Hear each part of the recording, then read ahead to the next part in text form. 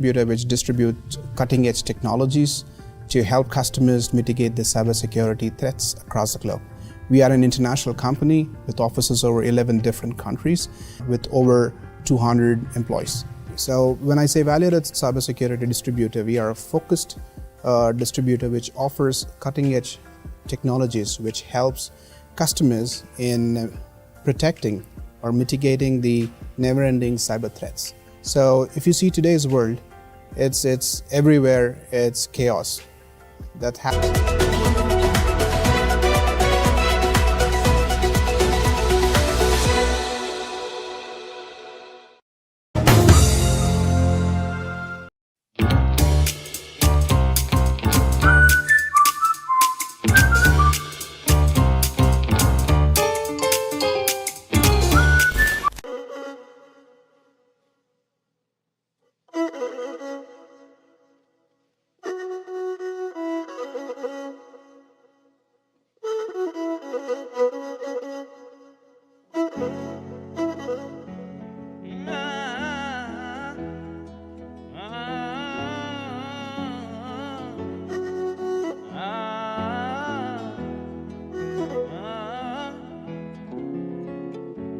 Compatriots,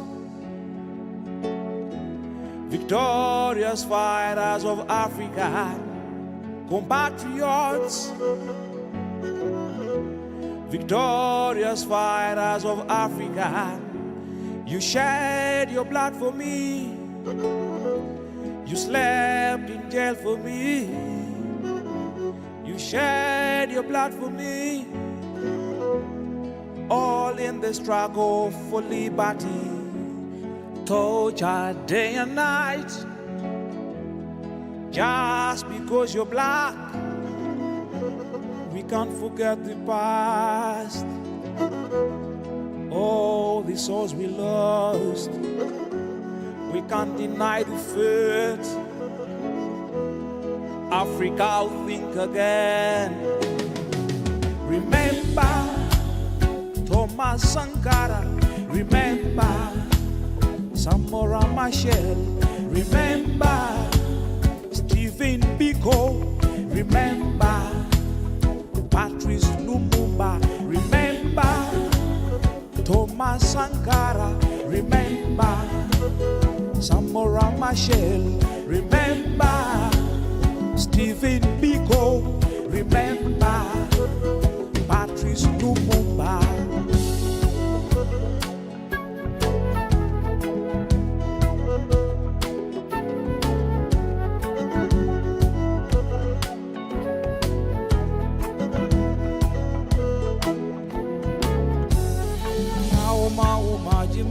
Voice of freedom, Kanutanu Frelimo, the movement of the people, the root of Pan-Africans. People must unite. From hours in prayer, We can't forget the past. We can't deny the fate.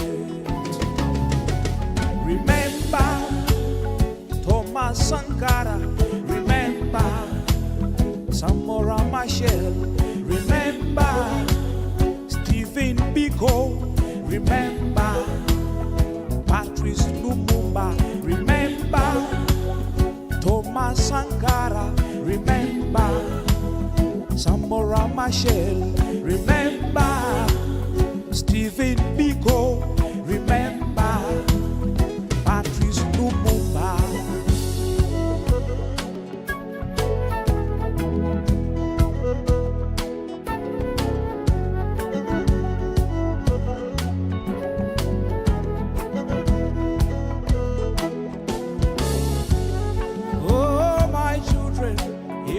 Drums calling, yes, my brothers, it's the sound of victory.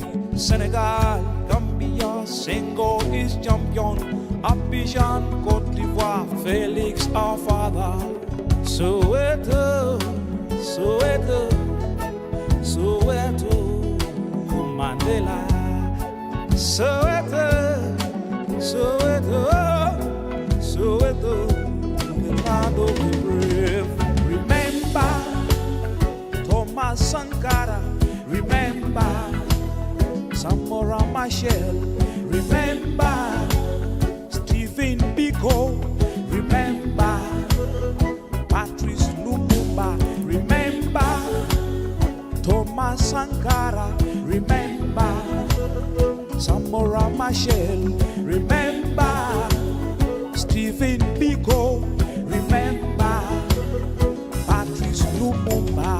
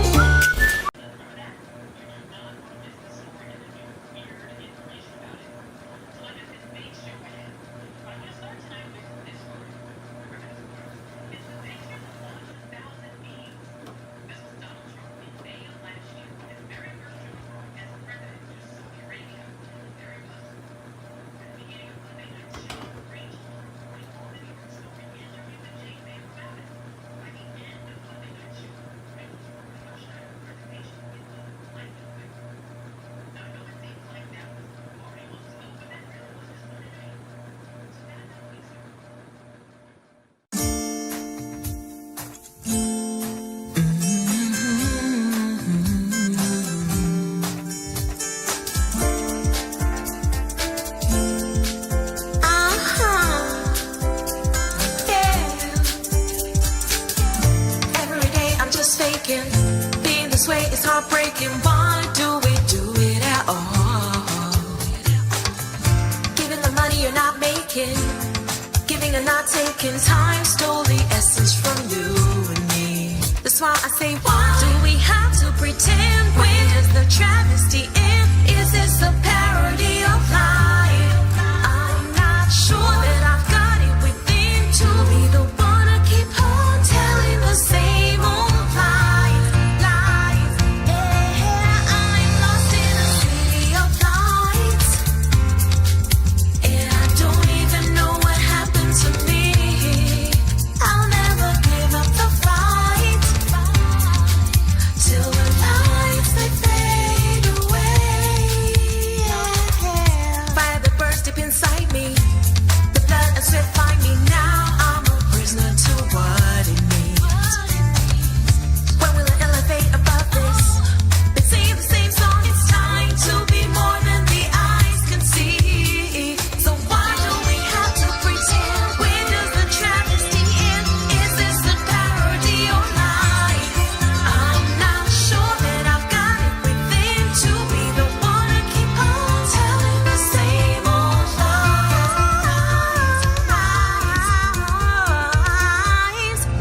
Lost in a city of lights, and I don't even know what happened to me.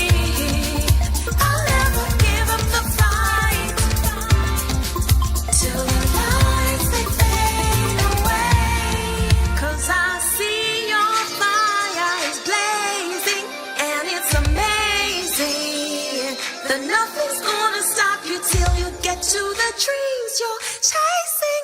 You're not crazy to give it all to the city of lights. You're in the city of lights. You're in the city of city of lights. Yeah.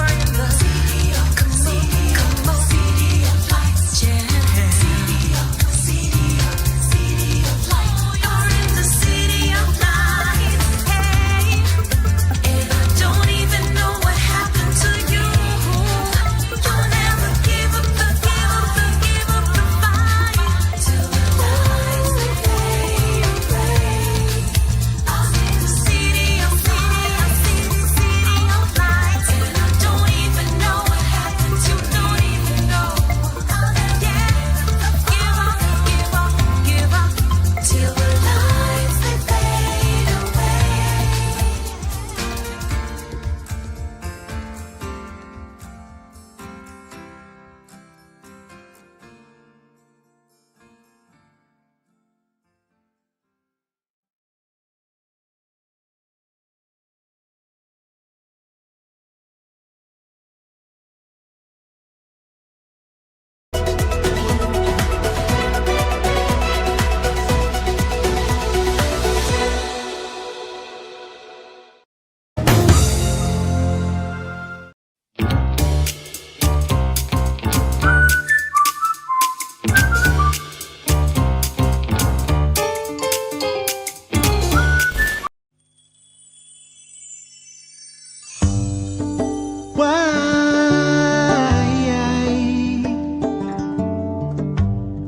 It was like the Psalms.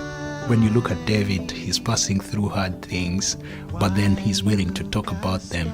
So music allowed me to be real, authentic. To God, he uses song to minister to me.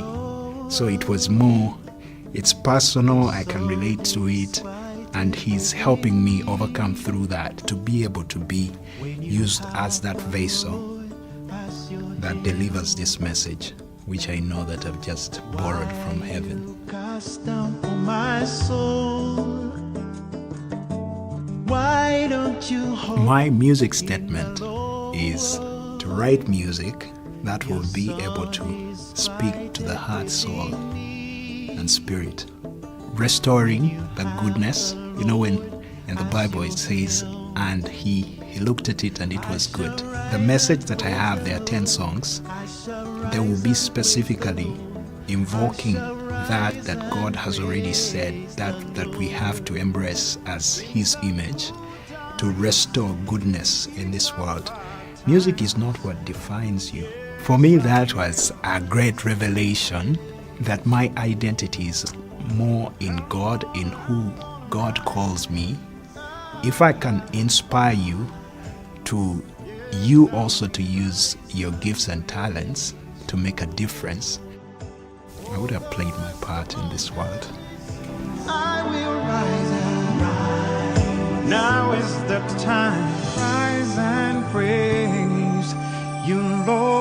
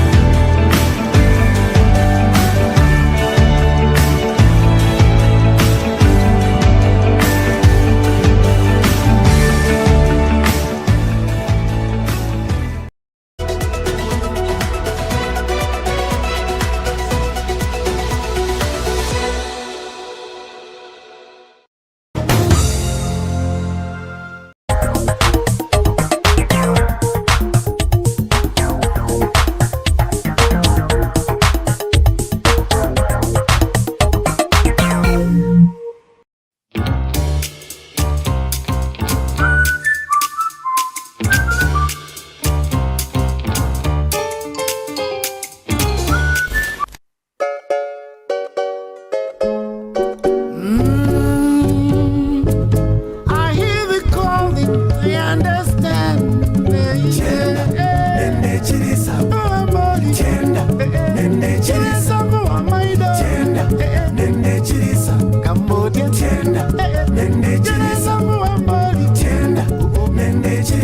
Deep in the soil, the love of the land. Oh, how my heart longs to be there again. Like the days of my dreams, and the nights alone by your streams. Feel the magic, I feel the peace. With the lions, wildebeest. With the eagles flying high. I want to take you to Mbale, and I want to take you to Angola, and I want to take you to Uganda, and I want to take you to Busoga. There goes my soul, there goes my mind. All the beauty you could ever find. My motherland, oh my motherland, my motherland. Deep in the forest, across the land, I hear the calling, I understand. Like this song of my soul, how my story will unfold. I love, I love, I love, I love, I love, I love, I love, I love, I love, I love Uganda. I love, I love, I love, I love, I love Angola. I love, I love, I love, I love, I love Madi. I love, I love, I love, I love, I love Lugora. I love, I love, I love, I love, I love my motherland. Oh, my motherland. I feel the magic, I feel the peace on the savannas, the mountain peaks, like the great days of old, when the Nile overflowed, abundance across the land, and the people down hand in hand. Chenda, nene chirisa, chenda, nene chirisa, chenda, nene chirisa, chenda, nene chirisa, chenda, nene chirisa. Deep in the forest, across the land, I hear the calling, I understand. Like the song of my soul, how my story will unfold. Tiena, tiene tilis, tiena, tiene tilis, tiene tilis.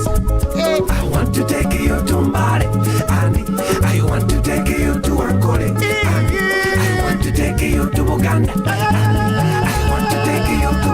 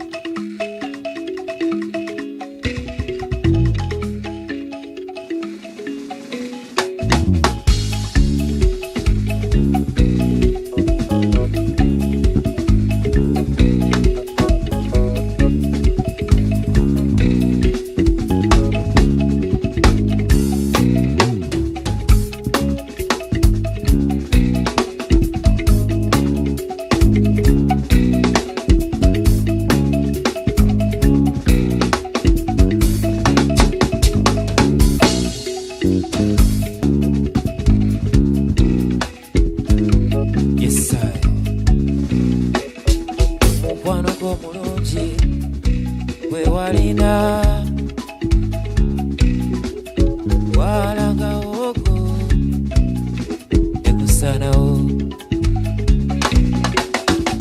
mukono gwo mulungi gwe walina walagawogo nekusanawo seerabiranga biseera byetwalina nongolera ekyokulya nondeetera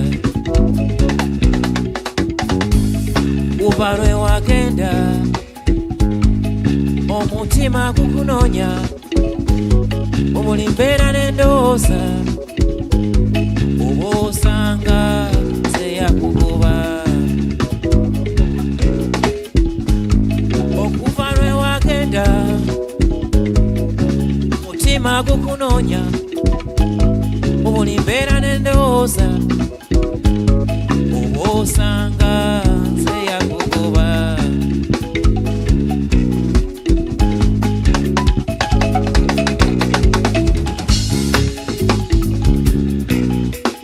twalirumu lwe wagenda tewasibula nange saamanya nalabiraawo nga kaseera ayiseewo nga sikulabako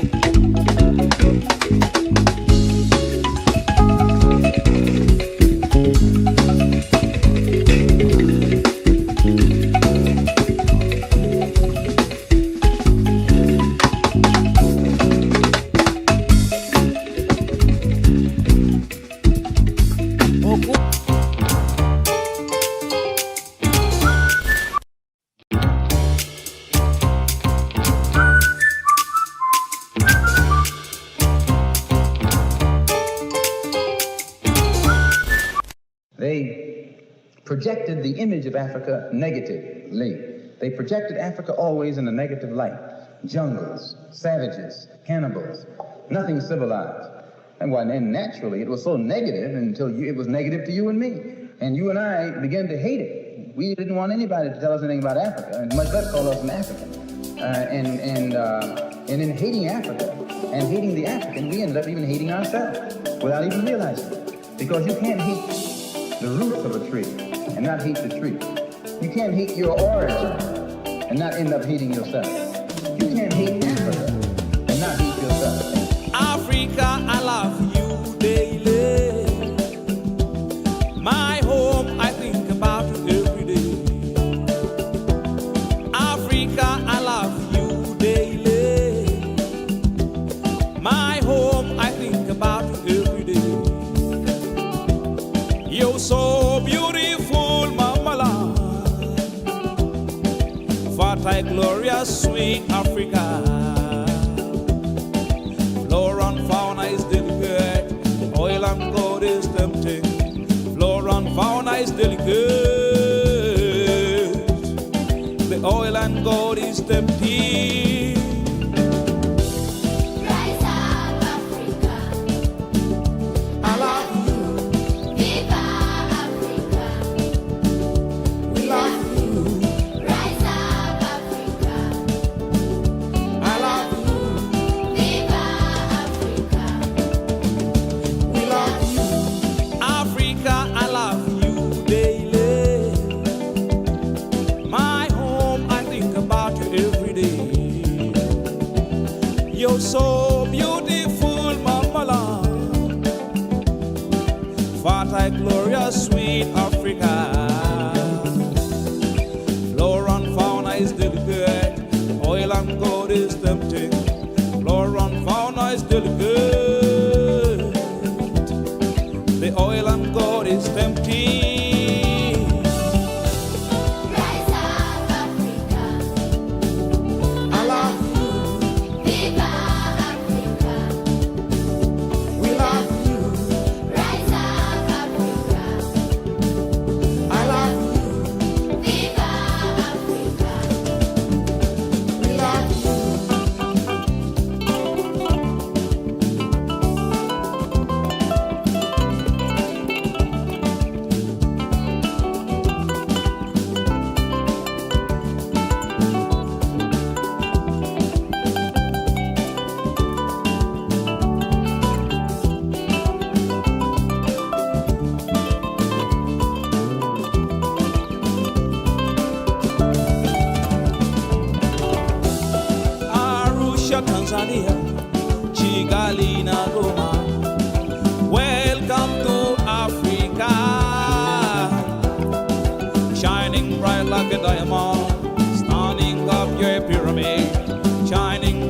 a diamond,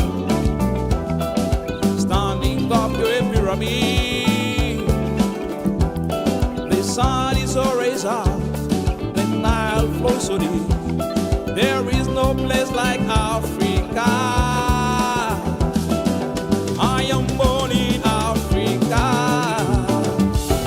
Rise up, Africa. I love you, Viva Africa. we love you, Rise up, Africa. I love you, Viva Africa. we love you, Rise up, Africa. I love you, Viva Africa. we love you, Rise up, Africa. I love you, Viva Africa. we love you.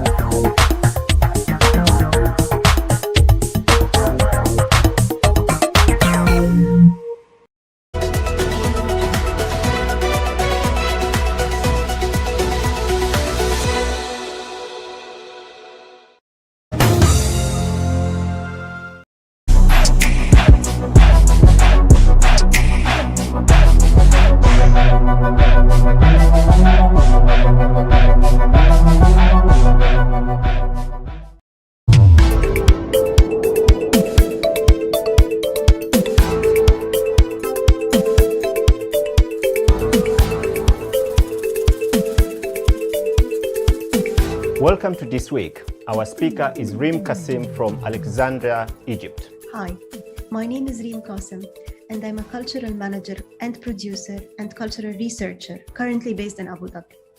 I'm also the founder of Agora for Arts and Culture, and Agora is a cultural institution based in Alexandria, Egypt, that works on community involvement through education, production, dissemination of arts and culture. I'm also one of 3 co-founders for the virtual platform Basita.live. And Basita is a virtual theater or a virtual venue, and as well an income-generating platform for the creative and cultural sectors worldwide that has been created during the past year of the pandemic. During the recent years, most of the people in the creative industries were discussing alternative funding models, and were also discussing how they can be self-sustained financially through their activities. Most of the institutions are heavily depending on international funding or even local funding, and funding mainly for projects. However, there are very, very few cultural organizations that are self-sustained financially through their activities or through their earned income.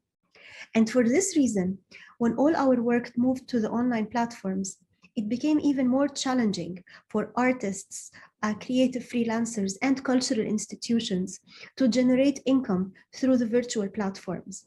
And of course, the virtual platforms, they come with their own challenges like copyright, security, online security, etc.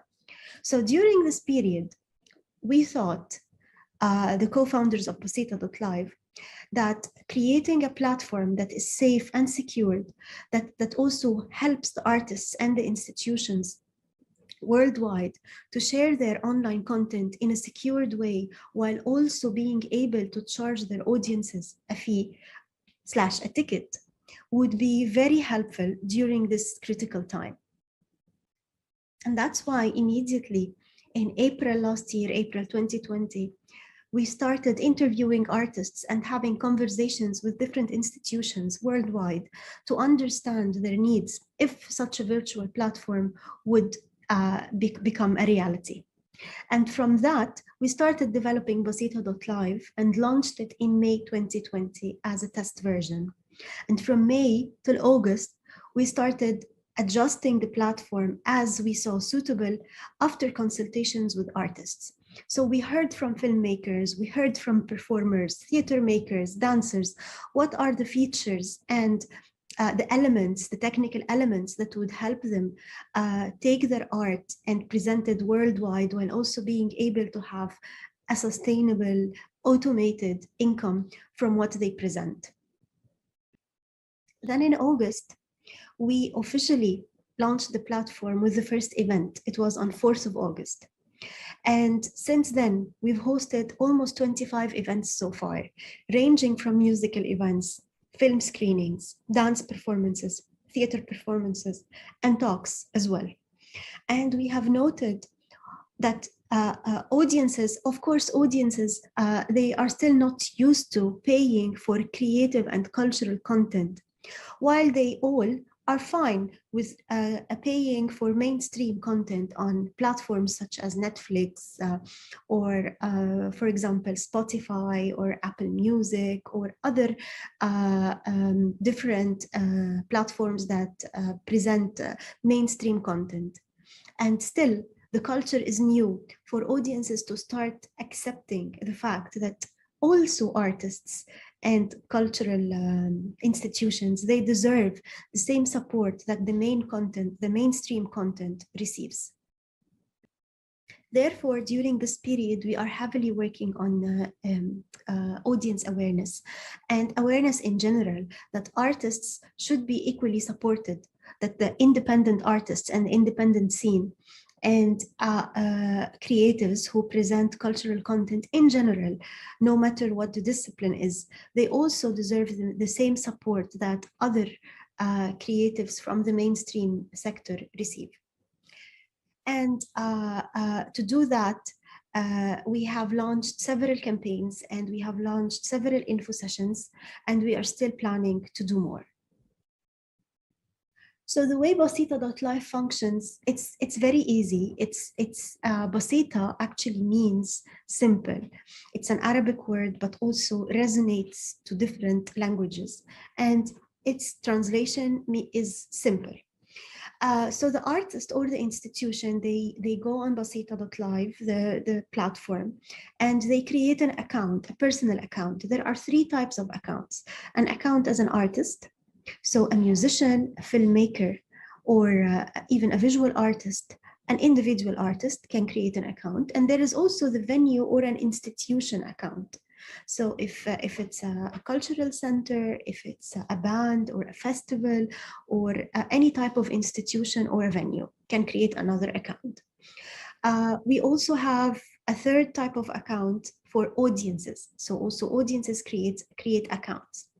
And creating an account is very simple and straightforward. They just fill in some information, a quick synopsis, bio, a photo, a profile photo, and social media links, and that's it. Once the artist or the institution, they create their account on Basita.live, then they gain access. They have a username and password from which they can log into the platform and start creating their events. And creating an event on Basita.live is also very simple. They start also filling in the information of the event name, the event type. And on Basita, we have 2 types of events. We have the live events that are happening in real time, and we have the premieres. And the premieres are all the pre-recorded content. And then they fill in the discipline. Is it a concert? Is it a film screening? The genre. They choose their ticket price. So audiences from anywhere in the world, when they log in, they see the currency of the place or the country they are logging in from. And they see also the time zone of the place they are logging in from. And then the artist also adds the synopsis about the performance, the photo.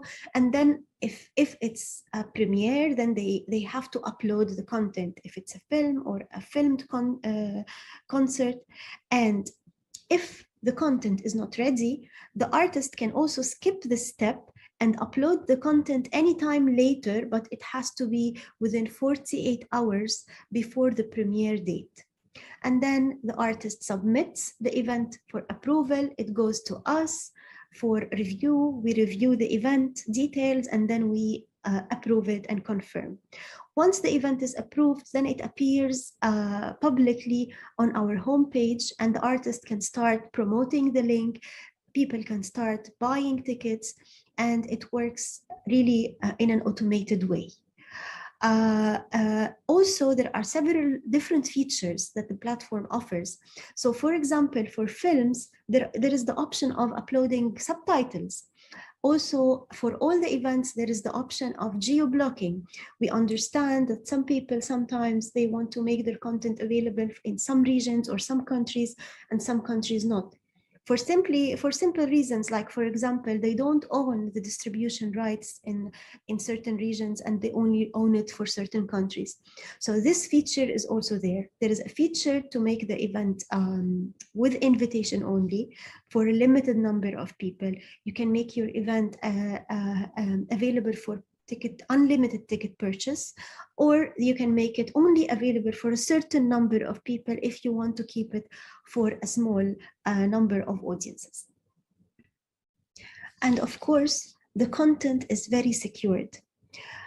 We use two types of security. First of all, encryption technology, so the content is encrypted. And second, on our web version, we use watermarking technology. So of course, anyone who accesses the content, who buys a ticket, has to have an audience account on basita.live. And therefore, when the audience are watching the content, their IP address and email address appear on the screen as a watermark every 5 minutes randomly. So anyone who wants to screen record or try to infringe the content in any way, the content owner will be able to know who this person is. And also the platform offers detailed statistics to the creative users, the artists and the institutions. So whenever an artist creates an event, in their panel, their events panel, they can see statistics such as who are the people who bought the tickets, their demographics, their information, from which country, which nationality. And while creating the platform, we thought that this is very, very necessary during this period when we moved to the online platforms and our audiences are beyond the geographical place or boundaries we are in. We have to understand more from where are our audiences from, so that we can also enhance our outreach and marketing efforts. So the statistics are also downloadable in a PDF format, and we have the advanced statistics that also give the artist the contact details, the email addresses of his audiences. And this is something that is written in our terms and conditions, where the audiences, they approve and allow the platform to share the email addresses with the artist, since they have bought a ticket for his or her event. Our observations so far, after hosting nearly 25 events during the past 9 months, are that we've seen that audiences, they have the tendency to pay for the online content. And this is when the audiences are from the loyal followers or the fans of the artist. People who don't know the artist are less likely to commit to paying for a ticketed online event. But also we noticed that theater, dance, and film are selling more than music. But we haven't hosted a lot of musical events so far. We haven't hosted new performances so far, new musical performances so far. So also we don't have enough data to confirm our analysis. However, from our initial findings, we thought that because music is widely more available online, and there are so many music platforms such as Spotify and Remi and other, that's why audiences have lots of alternatives However, we are also going to examine again when we have a new production on the platform or a new collaboration, something interesting that is not available on other platforms. But for film and theater and dance, we've noted that people are more interested to pay for such a content, especially people, for example, we hosted lots of events from Egypt. So lots of Egyptians living abroad, they were very keen to watch those independent films or theater performances from their country because they are unable to access this content physically in Egypt. We have noted also that the platform reached, through the platform, artists and institutions reached new target groups. And these new target groups tend to be more on the two broad spectrums of age. So a younger technology generation felt more, were more interested to interact with cultural content online than physical.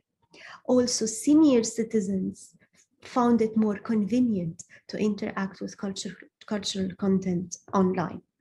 And of course, the global aspect, people who are not physically in the same location. So, and that's what we have in our plan for Basita.life after the pandemic and beyond this critical time.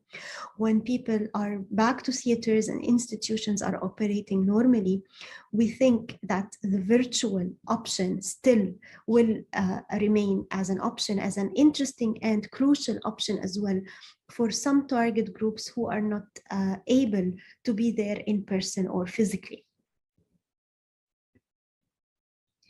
So we see the platform offering a big opportunity for artists from all over the world and from the region as well. The platform is currently in English and Arabic, and we are planning to add more languages in the future. And we would like to encourage more artists to register on the platform. It's free. Artists do not pay a subscription fee or a registration fee, and the platform only deducts 25% of total ticket revenue when the artist creates an event and sells ticket.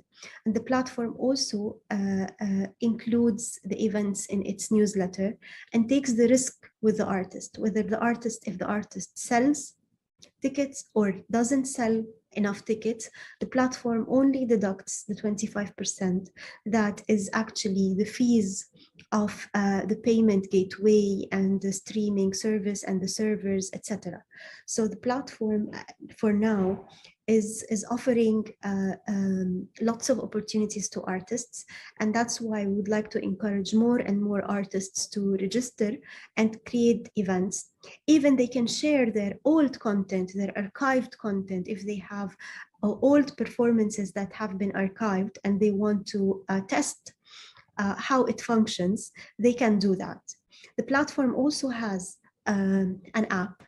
And this is because through our statistics, we've seen that more than 95% of the people logging in on our platform, they log in from their mobile phones. So we created an iOS and Android app for an enhanced visitor and audience experience. So please, I encourage you all to register and start creating your events. It's automated, easy, simple, straightforward, and it's free. And if you have any inquiries, please feel free to email me or email our contact email, creativeusers@basita.live. Thank you very much.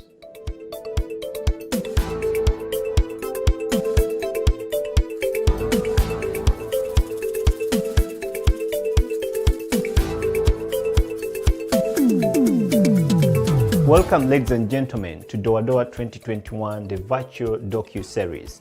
As you've heard from the speaker, now let's get to know the artist. The artist in focus this week is Deo Munyakazi from Kigali, Rwanda. Enjoy.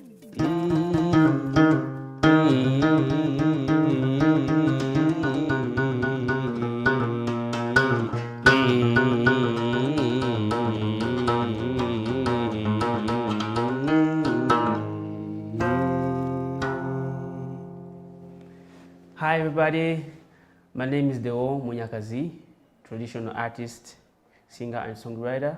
Welcome to Doa Doa Virtual Festival. Well, Munyakazi is a Rwandan traditional artist, musician, singer and songwriter, based in Kigali, Rwanda. He plays inanga, is Rwandan traditional musical instrument, which is made of strings and wood with a pentatonic tune. That's my sound.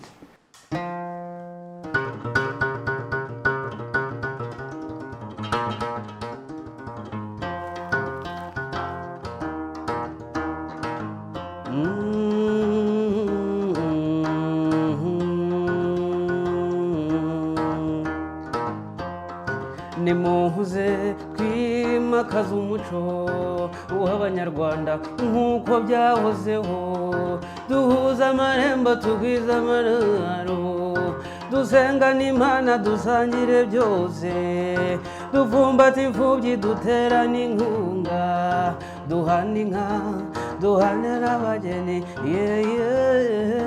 nk'uko byahozeho.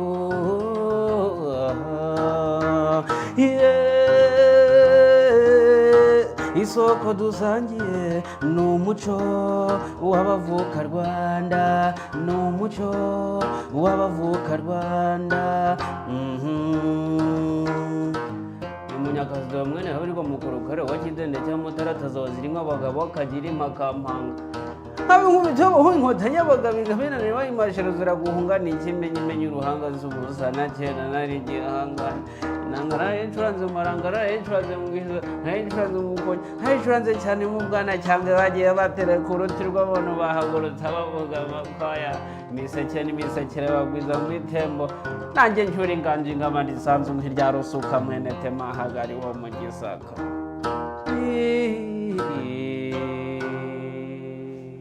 And that right there, it's sound of Kigali, Rwanda. Welcome to Doa Doa 2021.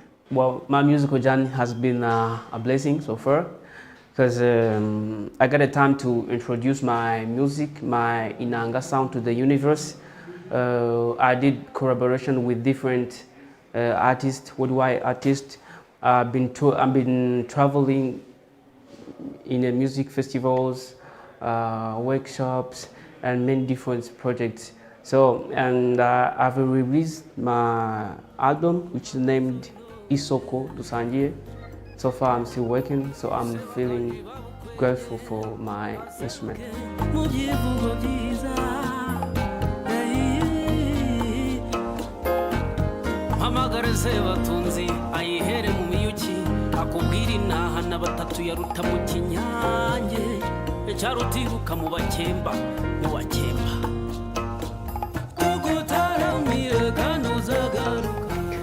Growing up as a child, I used to listen to the sounds, traditional sounds, on the radio, on the cultural shows, but I couldn't think that I would be playing the inanga. As I was interested in Rwandan culture, poetry, fortunately I met the one who plays the inanga, who is named Mushabizi. Is the old maestro we have in Rwanda. So I was really impressed to meet him in person. I asked him to teach me. He said yes. So that's how I started my journey of playing the inanga. So for now, what motivates me doing what I do every day is to bring back the original sound, the sound of Africa, the sound of Rwanda, and keeping alive African music. Wherever you are, this is the sound of Rwanda. Welcome to Doa Doa.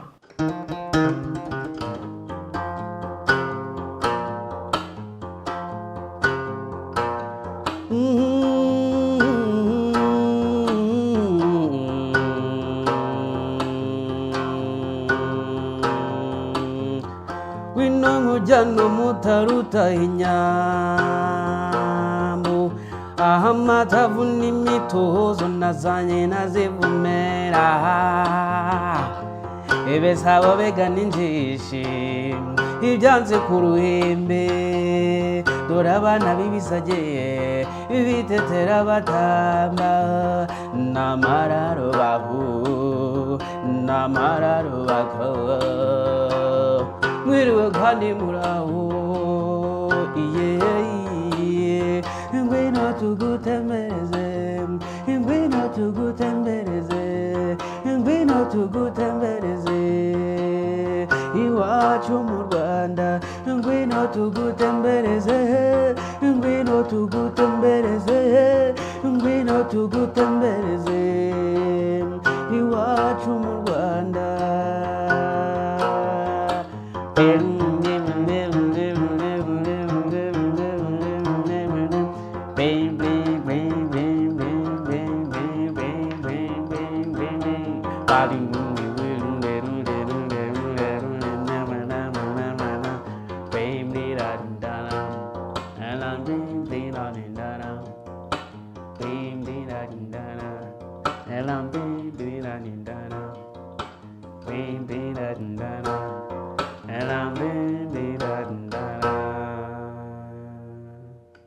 That right there is the sound of Rwanda, the sound of Africa.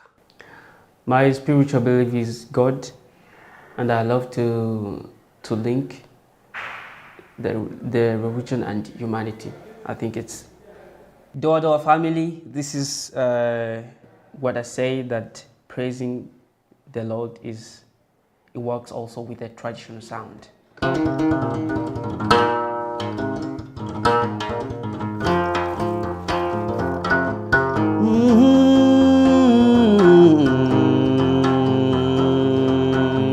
Burya uwaguhaye uramushimira, uwakugabiye ukamwitura, maze nshimire yaduhanze iyo gahangwa amasiteka, niyitugabira tugatunga, yaduhezagira tukeza, yadusiga tugasa neza, niyirinda intambwe z'ibirenge byacu ngo hato tudatsikira.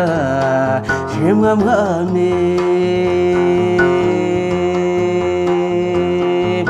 urakwiriye mwami, urakwiriye, urakwiriye mwami, urakwiriye, urakwiriye mwami, ukwiriye gushimwa.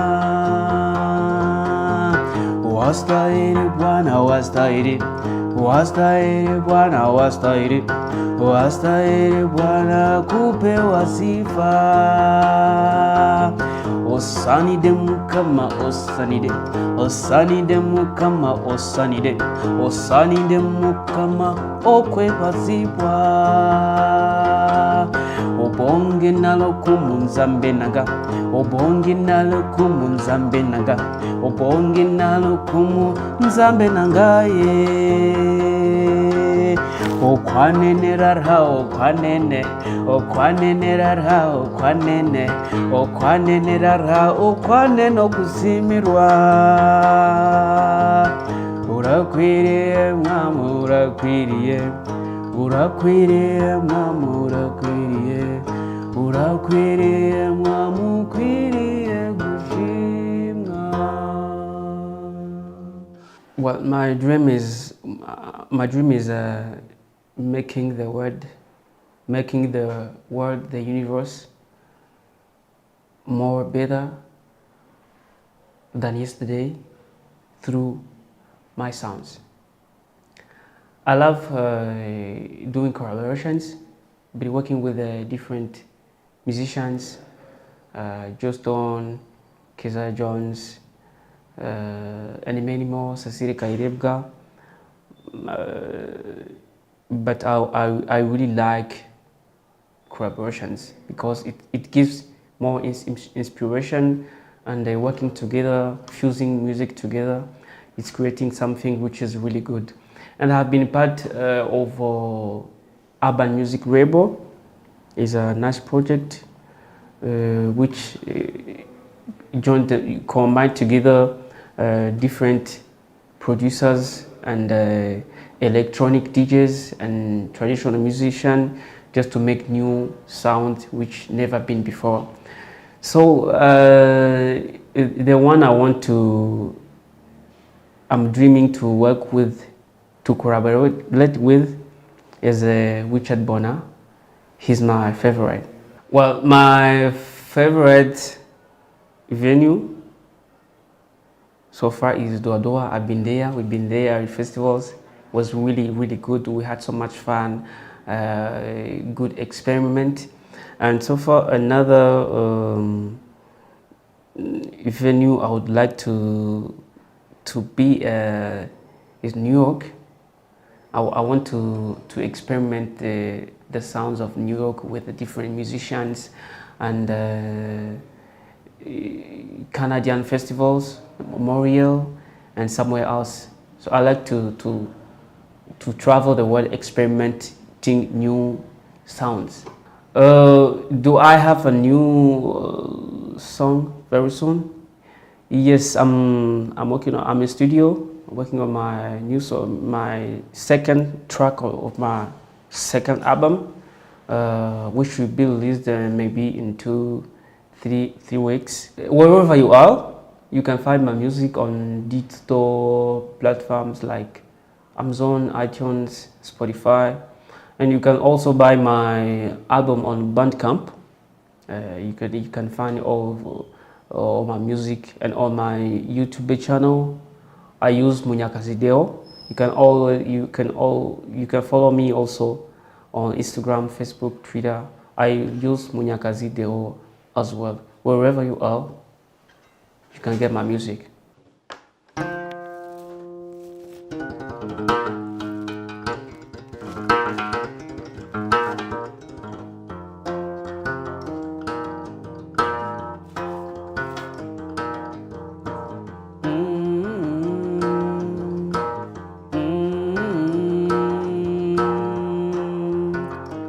Bega kwisi we nunzije tujyane nzanye inanga yanjye tuzenguruka Afurika tugendagende iyi si tubabwira amahoro turereba urukundo iraba indamukanyo maze banyikirize ye amahoro amani ye amahoro emilembe amani amani amani amani amani amani amani amani amani amani amani amani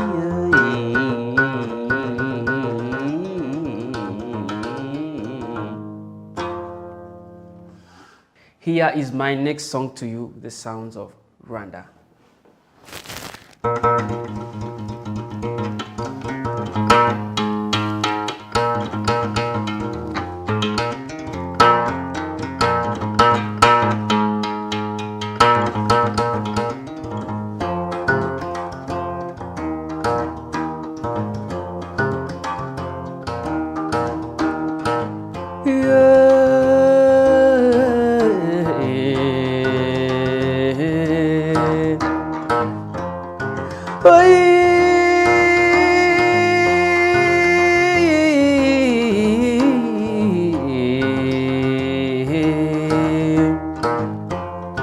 nimuhuze twimakaza umuco w'abanyarwanda nk'uko byahozeho duhuza amarembo tugwiza amanaro dusenga n'Imana dusangire byose tuvumbata imfubyi duterana inkunga duhana inka duhanira abageni nk'uko byahozeho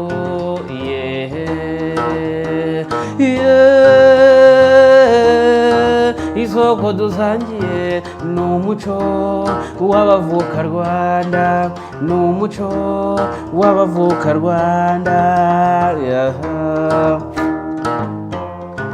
abana b'ibisage batoza urukundo abakobwa b'iwacu basusurutsa uruhembe, ababyeyi b'i Rwanda barwambarira impumbya, abasaza mbakunde bari mu misango, nk'uko byahozeho,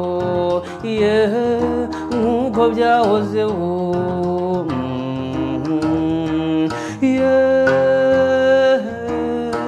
isoko dusangiye ni umuco w'abavuka Rwanda, ni umuco w'abavuka Rwanda, ni umuco w'abavuka Rwanda.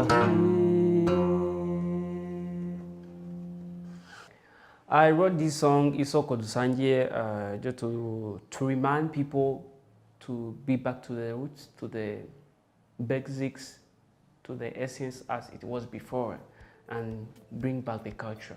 And that was my story here on Doa Doa as Munyakazi Deo, artist from Rwanda. I hope you enjoyed. Until next time. Peace. Thank you so much for joining this week's show, Doa Doa 2021. I hope you had some fun and got some inspiration. If you have any comment, please don't forget to subscribe to our YouTube channel and leave your comment, or our Facebook page, Twitter or Instagram. We'll definitely get back to you. We are very grateful, and until next week, I remain your host, Faizo Kiwewa from Bayimba and the Doa Doa team. Keep it Doa Doa 2021.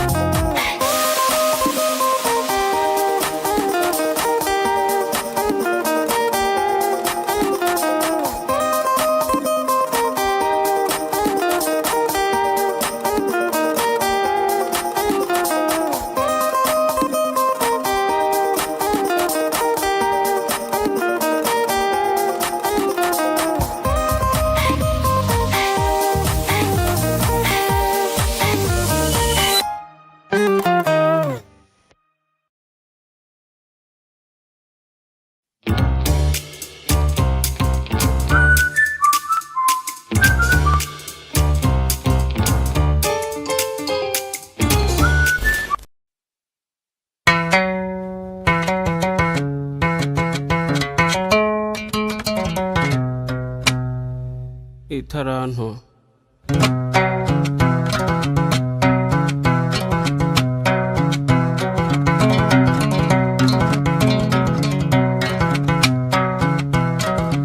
hariho umutware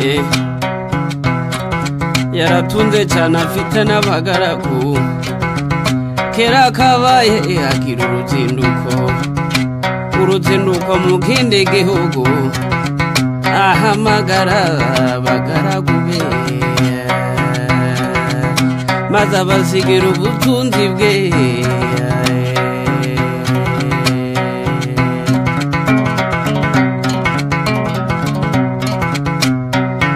amuhitarane eshanu undi amuha ebyiri undi amuhitarane imwe itagirira kabiri maze umutware arazinduka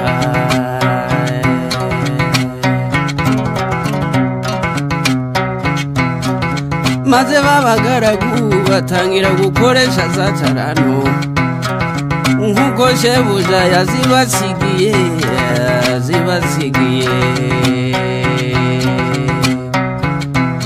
uwahawe shana aragenda arazigenza agenzura amesha hano uwahawe ebyiri nawe abigenza atyo agenzuramo ebyiri maze wa wundi wahawe imwe aragenda acukura icobo ayishamo ya tarano aratinyuka arayitabaye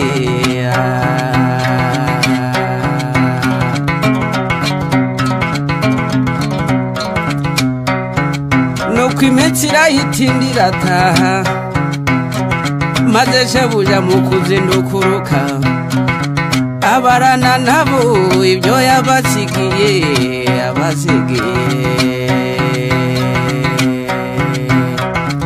uwahawe shana araseruka ati databuja mwiza wansigiye shanu uzungutse izindi eshanu uwahawe ebyiri nawe araseruka ati databuja mwiza wansigiye ebyiri zungutse izindi ebyiri shebuja ati bagaragu banje beza nuko kuko mwakiranutse muri bike nico gitumye mbekurira byinshi ico nimuze mwinjire mu munezero wa shobuja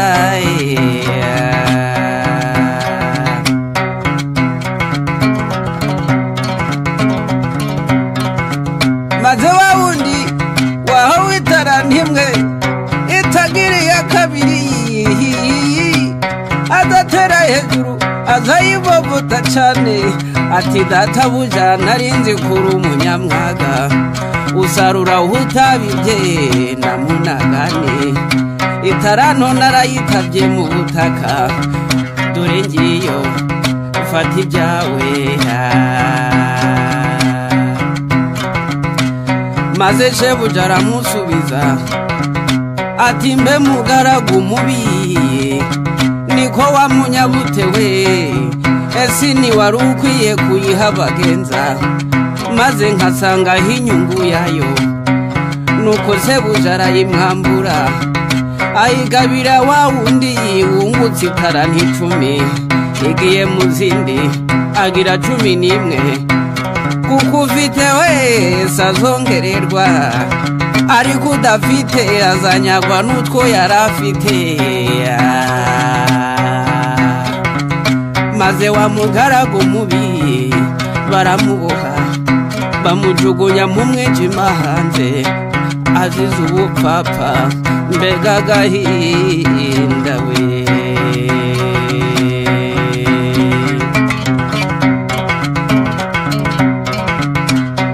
itaranto yawe yikoreshe neza igira umumaro mu gihe gikwiye itaranto yawe yikoreshe neza igira umumaro mu gihe gikwiye mbese gufasha abakene gusura abarwayi ibikorwa by'urukundo gushigikirana imirimo myiza igihe twahawe aya mafaranga nizo taranto twasigiwe ngo zigire umumaro igihe tukiriho. Itaranto yawe iyikoreshe neza igira umumaro mu gihe gikwiye. Itaranto yawe iyikoreshe neza igira umumaro mu gihe gikwiye.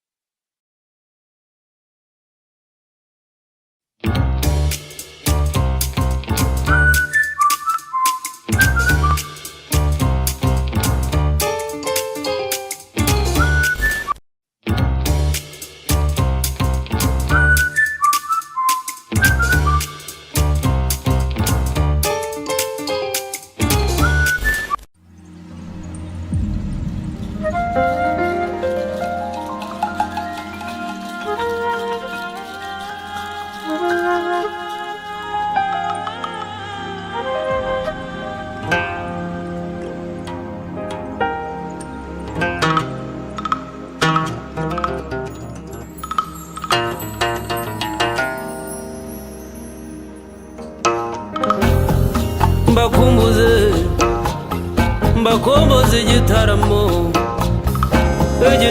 cy'iwacu.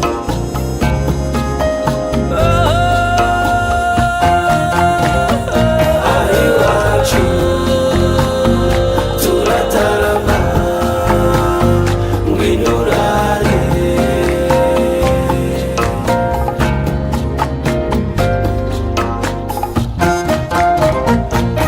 Iwacu turatarama ngwino urare.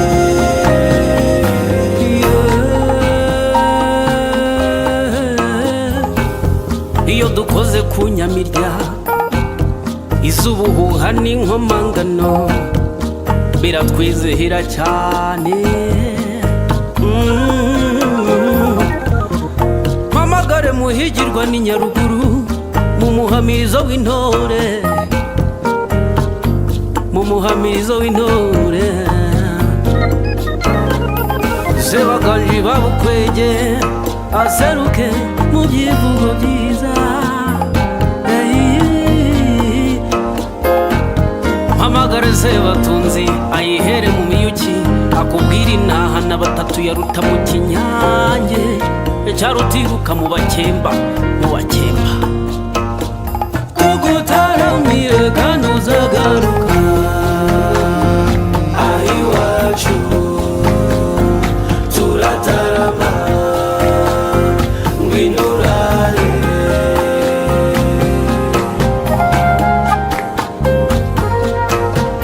Tugutaramire kandi uzagaruka. Turatarama ngwino urare.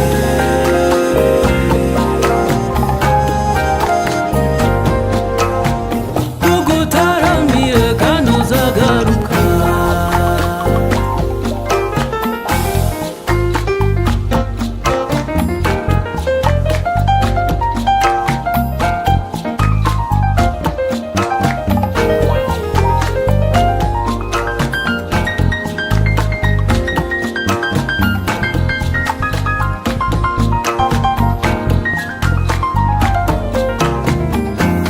Epana biso tolinga kobina.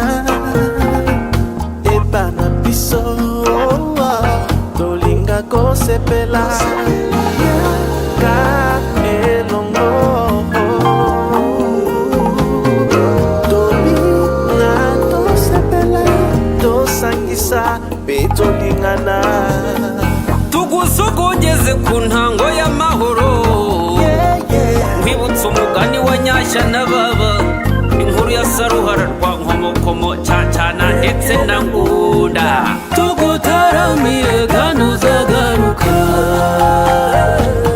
Iwacu turatarama ngwino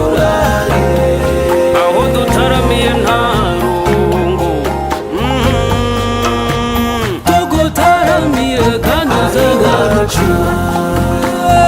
turatarama ngwinurare Tolingana biso kaka kosepela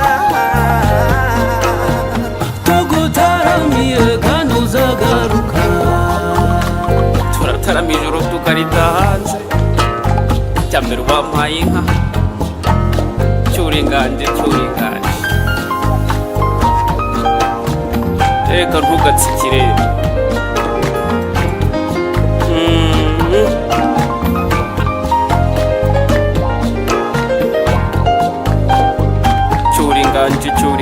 cyuringanje nuko umuco wacu ntugacindishe.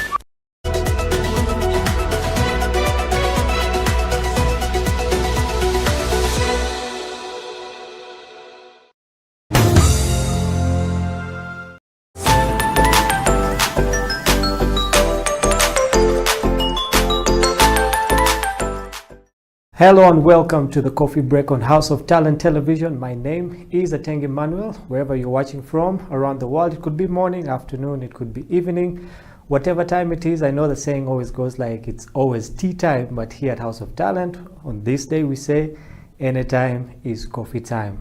My name is Emmanuel, like I said, and the Coffee Messiah is not here with us today. He had to go, I think, to convert some people and maybe bring them into the studio next time we're here. But nonetheless, in the studio today, we have someone who is very experienced when it comes to the business of coffee, when it comes to everything that entails coffee. Mr. Abdul, you're very welcome to the show. Thank you so much. It's a privilege for us to have you here. I know that you bring a lot of experience when it comes to the coffee industry and the coffee business. And just to start off, we want to say thank you for coming to House of Talent.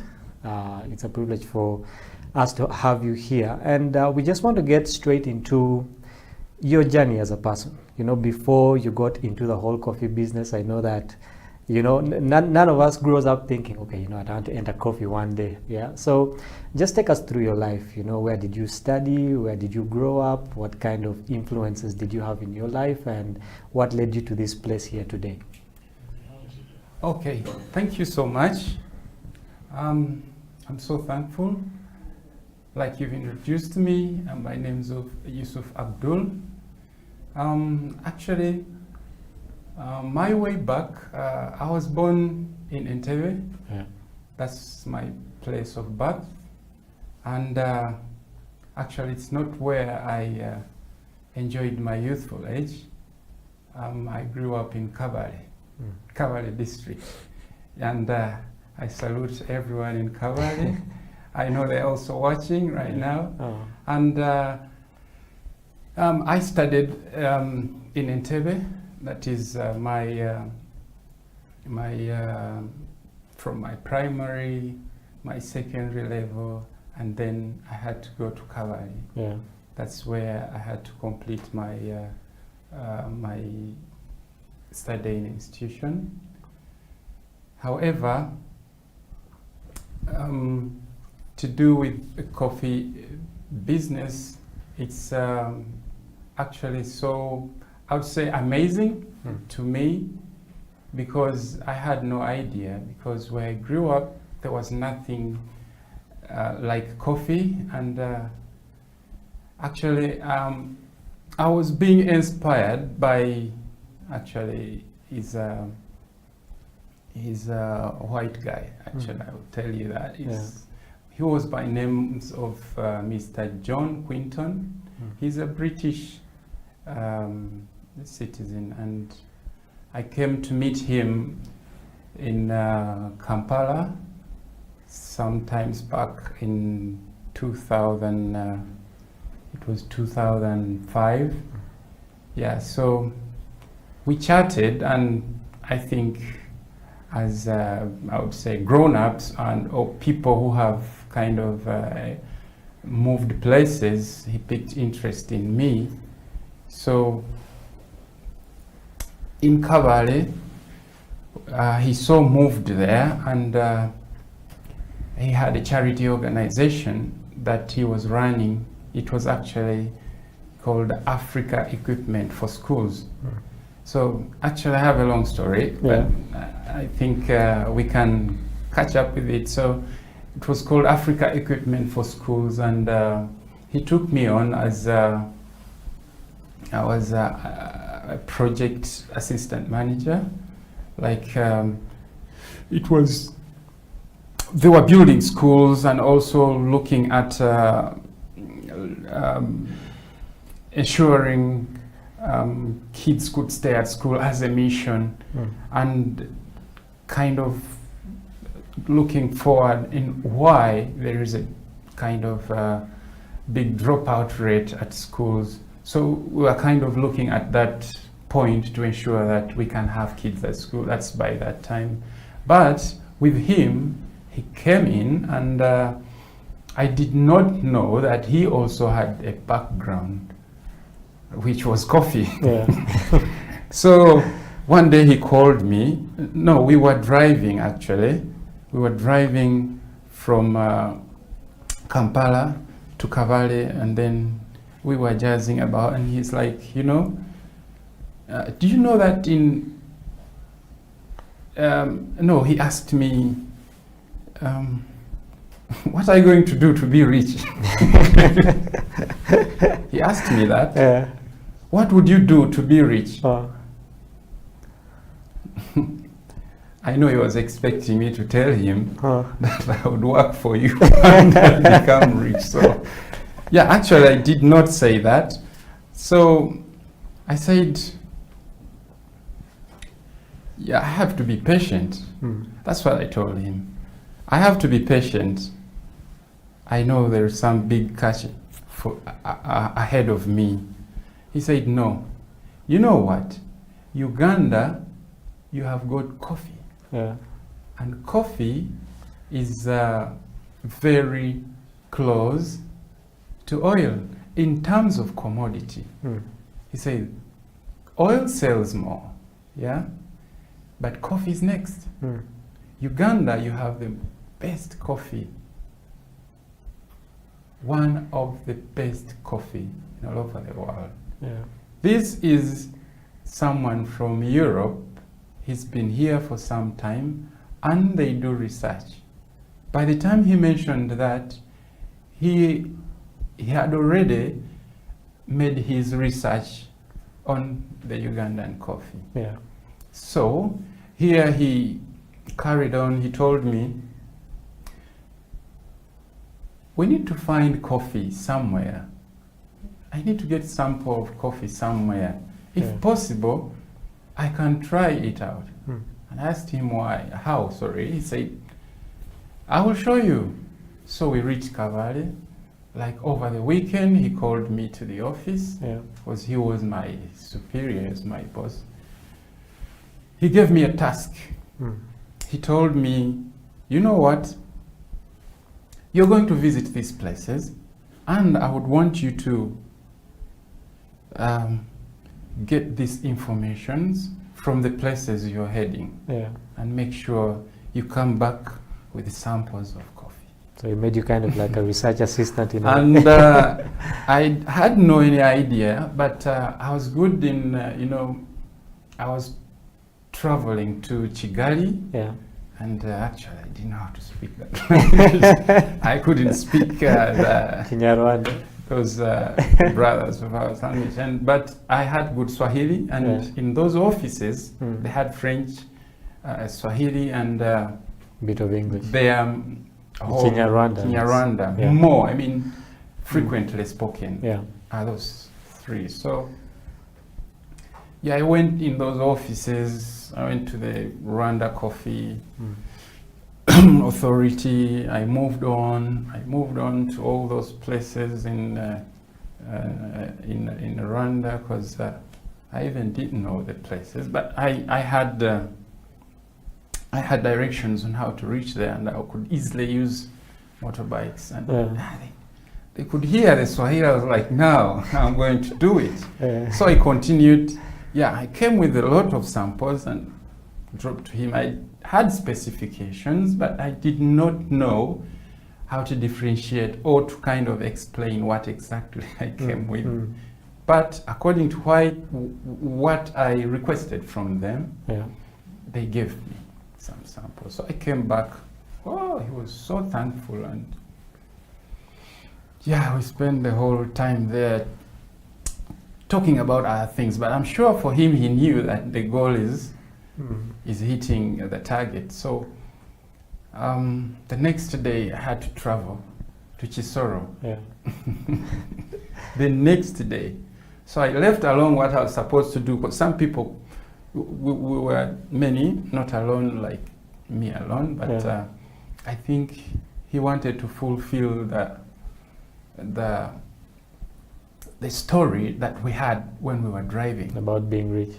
That's it. That's what I said. So I went to Chisoro, also the same thing, moved to several places, and from there I could inquire also for some other places, because I did not know the whole places, but I would inquire, where else can I find something as good as you having here, or anything close, so they could refer you.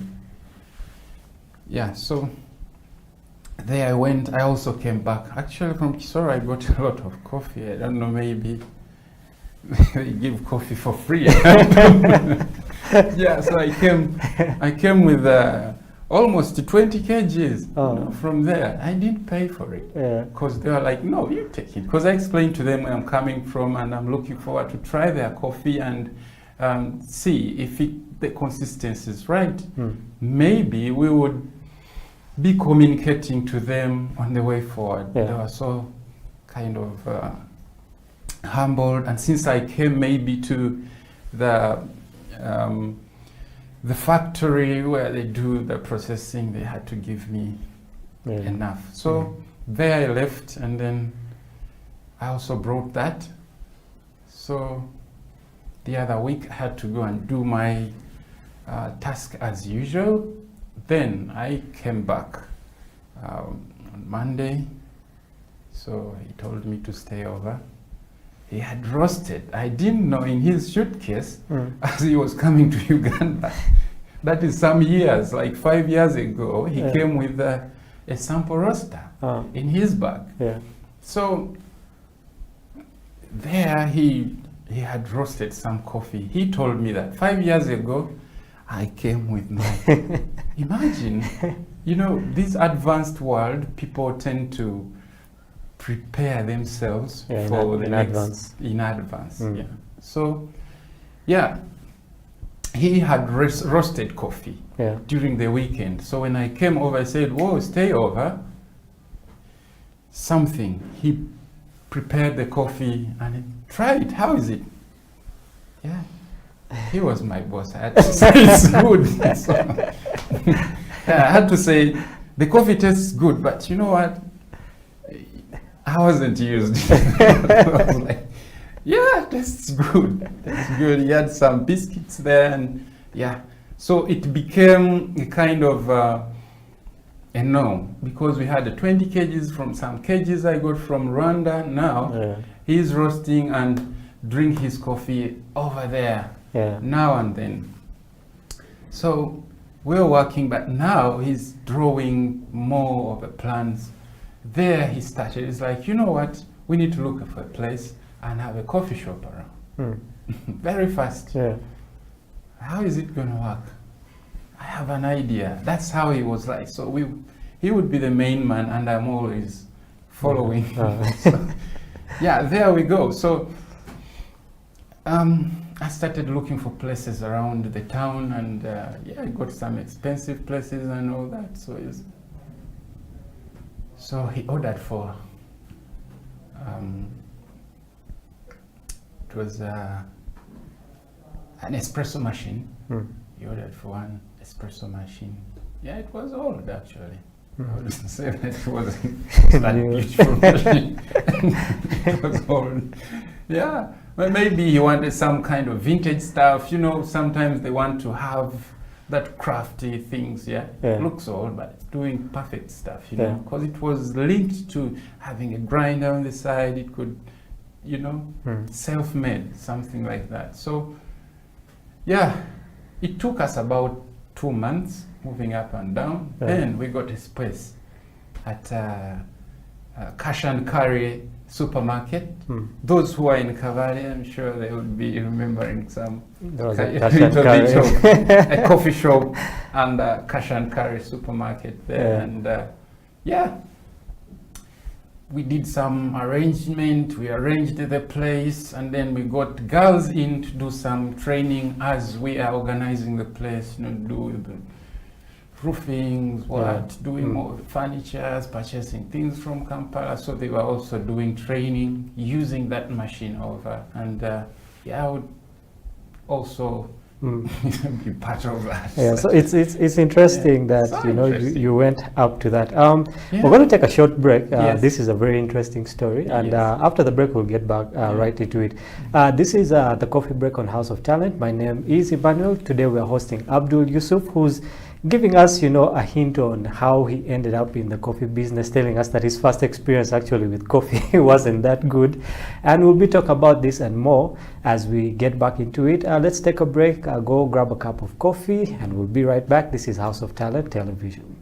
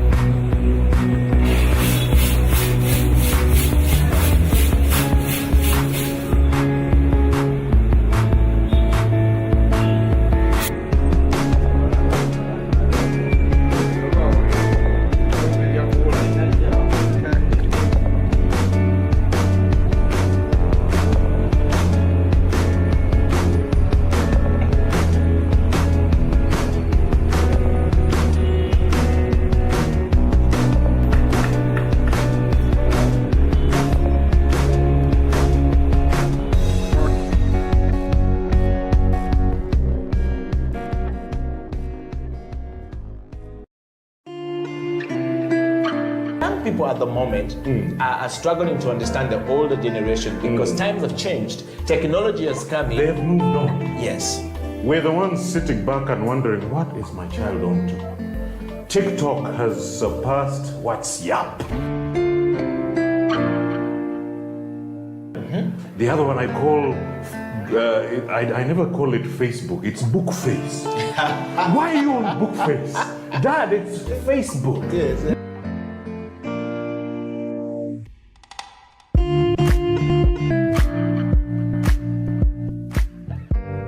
Me, I keep saying I have a foot amongst the millennials. Yeah. And I understand the traditionalists. Okay. There's a song in the 60s, by the way, and in the 90s, 70s, where they're like, parents don't understand. Yes. Remember Prince? Yes.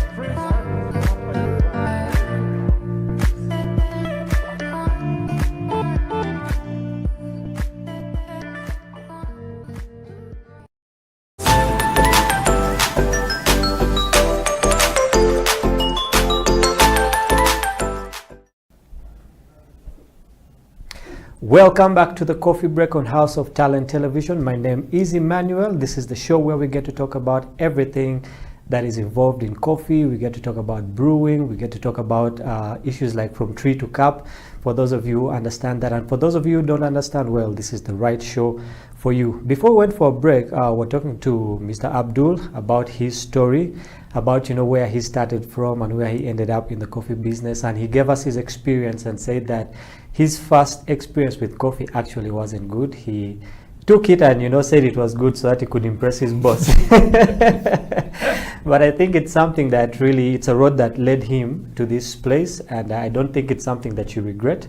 It's something that has really built you into the man that you are in the coffee business. And wherever your boss is, we want to say thank you to him because he has given the country a very good resource. Talking about your story, I realized that you got into roasting before you actually became a barista that you are now. So we just want to dive into the coffee roasting process because that is our main topic for today. We'll start off with what is coffee roasting. For those who are watching, they might not even know that coffee is roasted in the first place. Okay, so what is coffee roasting? Yeah, actually, thank you so much. If I can talk about coffee roasting, this is a process whereby your green coffee beans, are being technically using fire. I would say are being technically by use of fire, being put into, I would say, a way that you want it. You're turning it from the green, and you're getting it to the level you're looking at. Let me say you're doing, let me say medium roast, like to the level we have on the screen there. All right, we that can looks see great on the screen. So that is almost medium to dark roast. So that one, it's actually a reaction that took place to enable that coffee beans turn to that color by use of fire and the chemical reaction that took place during the fire and the coffee beans. So the coffee turned into that color and it's softened so it can be easily grinded and you can brew your coffee after that coffee is being roasted. That's interesting. So where does it start? Because I know that the coffee process itself actually starts from when you put a seed into the ground, like for those who grow coffee. Okay, then it comes into the hands of whoever is going to do the roasting. So where do we start the process from and where does it end up into a cup? Actually, with coffee processing, ideally I prefer to give a kind of a very clear understanding that people should mind that before you start roasting your coffee, you should understand the type of coffee you need to roast. That's the first thing. If you're looking at the type of coffee, then there follows the quality of the coffee. Some people would just roast it. I don't know how they do it, but the right way or the right procedure could be, you should first make analysis of your coffee. That's to do with the defects that the coffee should be having. Right from the garden, the coffee would be processed, as it's processed, that is removing the outermost skins when it's already dry, actually. Removing the outermost skin, the parchment, and now the coffee is the green coffee we are having now. So by the time you're having your green coffee, you need also to take a very clear note that if you're having it in quantity, it's not mixed up and you're having some defects into the coffee. So in that way, you should take notes. You either have your moisture right for the coffee, that it is dried, the coffee is free from defects, and the coffee, maybe even the smelling could smell nice, then the physical appearance, the coffee looks more greener. Because if it gives you a pale kind of looking, then there is something wrong with the coffee. Maybe it had a poor storage. Then the result in your cup will be disappointing. Will be different, yeah? Yes. Okay, so from what you're saying is that I need to first see what kind of coffee I have. I believe that in different parts of the world, there are different types of coffee, and there are different effects that come onto this coffee. For example, the place where you grew it from, the kind of soil you used, you know, and by the time it comes to the cup, I think it still contains some of those elements. Okay, so we have collected the coffee from, let's say, the farmers. We have sorted the debris from it, and now we have it in our hands. Okay, what type of equipment do we need to use to roast this coffee? I believe that there are commercial equipments, then there are some that we can actually use locally at home. I believe before all these equipments came, I remember that we were talking before the show, there was this kawa coffee we had back in the day. I believe that some of those equipments were used locally. So what are some of these local equipments that we can use at home, and also those that are used maybe in bigger companies?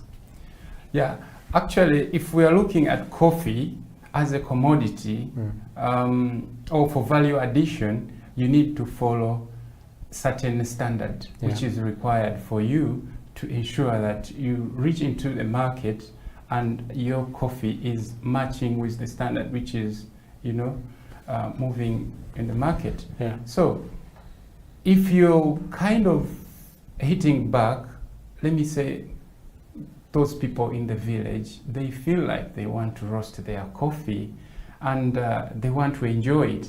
Yeah. This is different from the commercial, you know, it's a bit of it because you want to add value to it. So that means you need to take your research on what is required, and you do them, you know, on the market, such that you maintain the quality. The coffee should be having flavors, and at the end of the day, you're amazing people with what you've been cooking the other side. Yeah. So, yeah, people use frying pans, you know. They use frying pans, but to be honest, I don't feel like advising, because you know the problem you're going to have when you're doing that, the coffee is going to retain more of the smoke into the coffee beans, and it's going to have more of uneven roast. Other coffee are going to be ready, and the other coffees will also be different, you know. So it's not advisable to do it that way, because the only way we have to do it is doing it the right way. Yeah, you can grab your coffee when it's roasted according to your, you know, preference. If you want a medium, you want it, you grab a pack, and there's no substitution. You can do it only to buy a small sample roasters. They're there because you can kind of regulate the temperatures on how you are roasting it. Actually, that can also work for like a home-based stuff, to make sure that you have your cup at the end of the day. They are there, I'm sure, in supermarkets. You can get it in Jumia, I don't know, but you can have that. You put in some little bit, something like 200 or 150 grams of coffee. Yeah, you fire it up. You know, you can plug it on, and then it does the roasting. It does the roasting. So you can enjoy your coffee that way. You have your small grinder also, because it's important. You cannot drink your coffee without grinding. Yeah, the process ends with grinding, and then you're having your cup of coffee. Your cup of coffee brewed. Okay, so that's on the home side. Yes. I believe that you work for a company that does this on a commercial scale. How different are those the ones that they use commercially from the local ones, and are there any particular types that, if I wanted to start a coffee roasting company, that I should look out for? Yeah, actually, with coffee, when you're talking about roasters and how they are best in terms of their functions, we have a hot air roaster, which is more of a convection, you know, and then we have the other one which has a direct heat, you know. It can just be so direct. So if you're having a direct heat roaster, so that means this is the effect that people don't know. If you're roasting coffee using one which is having a direct heat, so the impact to the coffee beans is direct. Yeah. Because the drum keeps on turning, you're having your coffee inside the drum and it's heated under, which is more direct to the drum. So the drum is turning and the heat impacts direct to the coffee beans. So at the end of the day, you find like still the flavors, you will have some variations in terms of flavors. You might not develop as a whole than the other convection roaster. You know. And another effect when you're doing that, you can hardly make a high roast. You know, you can hardly make a high roast to the level that you're looking for. You know, you can do all that, but your determination of the cup will vary. Okay. You might not get it perfect. That is if you're doing a direct heat. So if you're doing a convection roaster, convection roaster is more kind of interesting because it does a soft roasting whereby you're having a chamber which is having a cyclone on the other side, so it transfers the heat to the drum inside, and the paddles inside carries on dropping the coffee, and the coffee is just dancing into the hot air, you know, something like that. And the only thing you have to do is to regulate your burner ratio to ensure that the coffee is developing according to your expectations. So at the end of the day, the bean would be more even, it would be soft roasted, there's no hard roasting. I think you get what I'm trying to mean, the difference between the two. So it's not hard roasted, you know, so by the time your coffee is out, it's more even.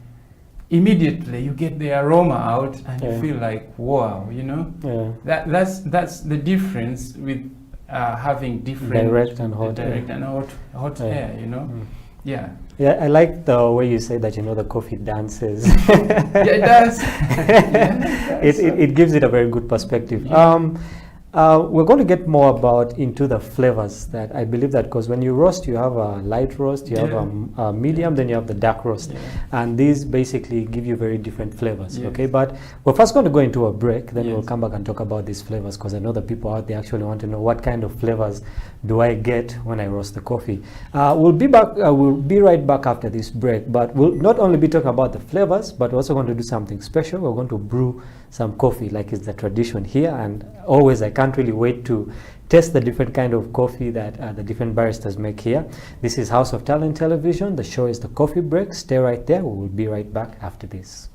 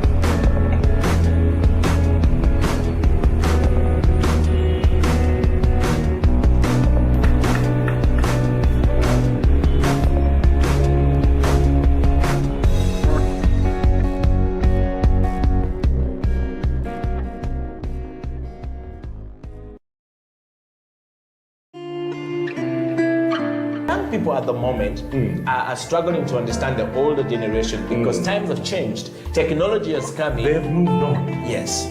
We're the ones sitting back and wondering, what is my child on to? TikTok has surpassed WhatsApp.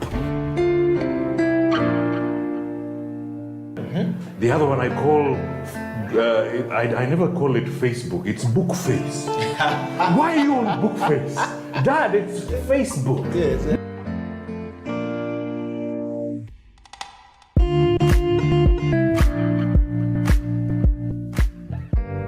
Me, I keep saying I have a foot amongst the millennials. Yeah. And I understand the traditionalists. Okay.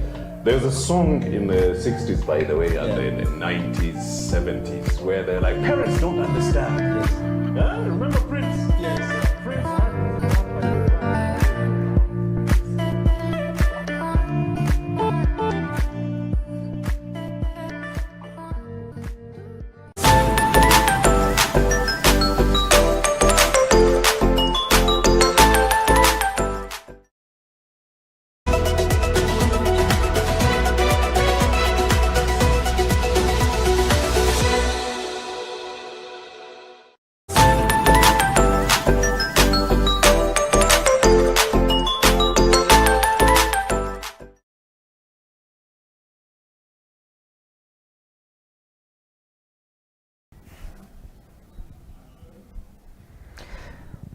Welcome back to the Coffee Break on House of Talent Television. My name is Tengi Manuel, and remember, you can always catch us on our social media handles at House of Talent Television Uganda. That's on YouTube, on Facebook, and on Twitter. And you can also catch us on House of Talent Television UG.com, and that is our website. You can catch not only this show but also other shows that will be happening. Before we went into a break, we're talking about coffee roasting with Abdul, and we're getting into basically talking about the different kinds of flavors that we get after roasting coffee. But as we do that, like I told you, we're going to have something special. As we talk about the different flavors that we have, we're going to be brewing a cup of coffee. So Abdul, what are we going to be brewing today? I see all these, Yeah, actually we've got our Hario V60. Yeah. And I'm pretty sure you're going to enjoy it. So we would make we would brew our coffee. It would be about 4 cups of coffee. Yeah. So I think we are 4, yeah. So okay. Yeah. Okay. Okay, Yes. so Yeah. where do we start? For those of you who are following at home, just get your stuff ready and let's get into brewing this beautiful cup of coffee. All right. Abdul? So actually this device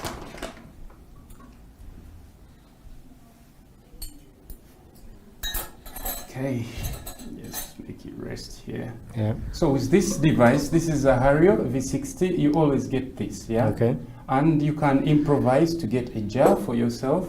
So it's actually pretty so easy to have this equipment used. It's very easy. So actually the mechanism, I think what's most important is for you to master how much something like what quantity do you need to brew for like each cup of coffee. Yeah. I think that is so important because someone out there might want to brew his one and only cup of coffee. Yeah. And since we about, want to share, we need to do more than Yeah, more one. than So with this standard measurement you require to use for a V60, you need to use about a ratio of about 1 to 15. So we are talking about 1 gram of coffee could be equivalent to like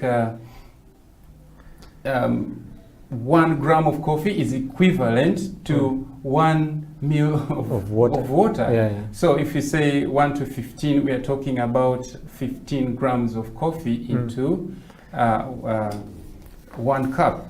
So here we're going to have about 4 cups of coffee. So Okay. we're talking about having 60 grams of coffee, which is enough for us. So we will do about 200 and this is about 250 mils of water. So it would be very easy for us to have our yield out, if we make 4 cups at a go. Yeah. Okay. So here you go. let me start by putting it here. Two. So I don't have my weighing scale, but we can. You can always measure just. I have it. It's okay. We can always go with this. Yeah, the right measurements are that you can have your 15 grams of coffee. Yeah.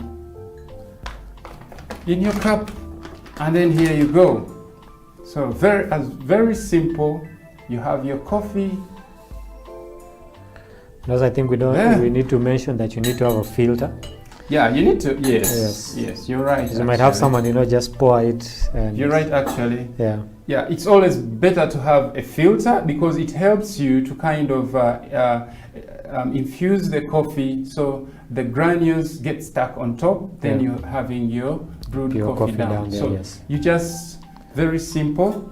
This is our hot water. It's being brewed. It's been boiled. So you need it about at a boiling point, but you give it some minutes to rest a bit because you can't drink it when it's too hot. Yeah. So here you have to pour it over. You can either use that kettle to pour over, or you use a pour over kettle. This looks like the ones that we used to use back in the day. Yeah, but I think I can use that. Yeah. If you don't mind. So gently, just do it gently. Look at the coffee, so fresh. Yeah.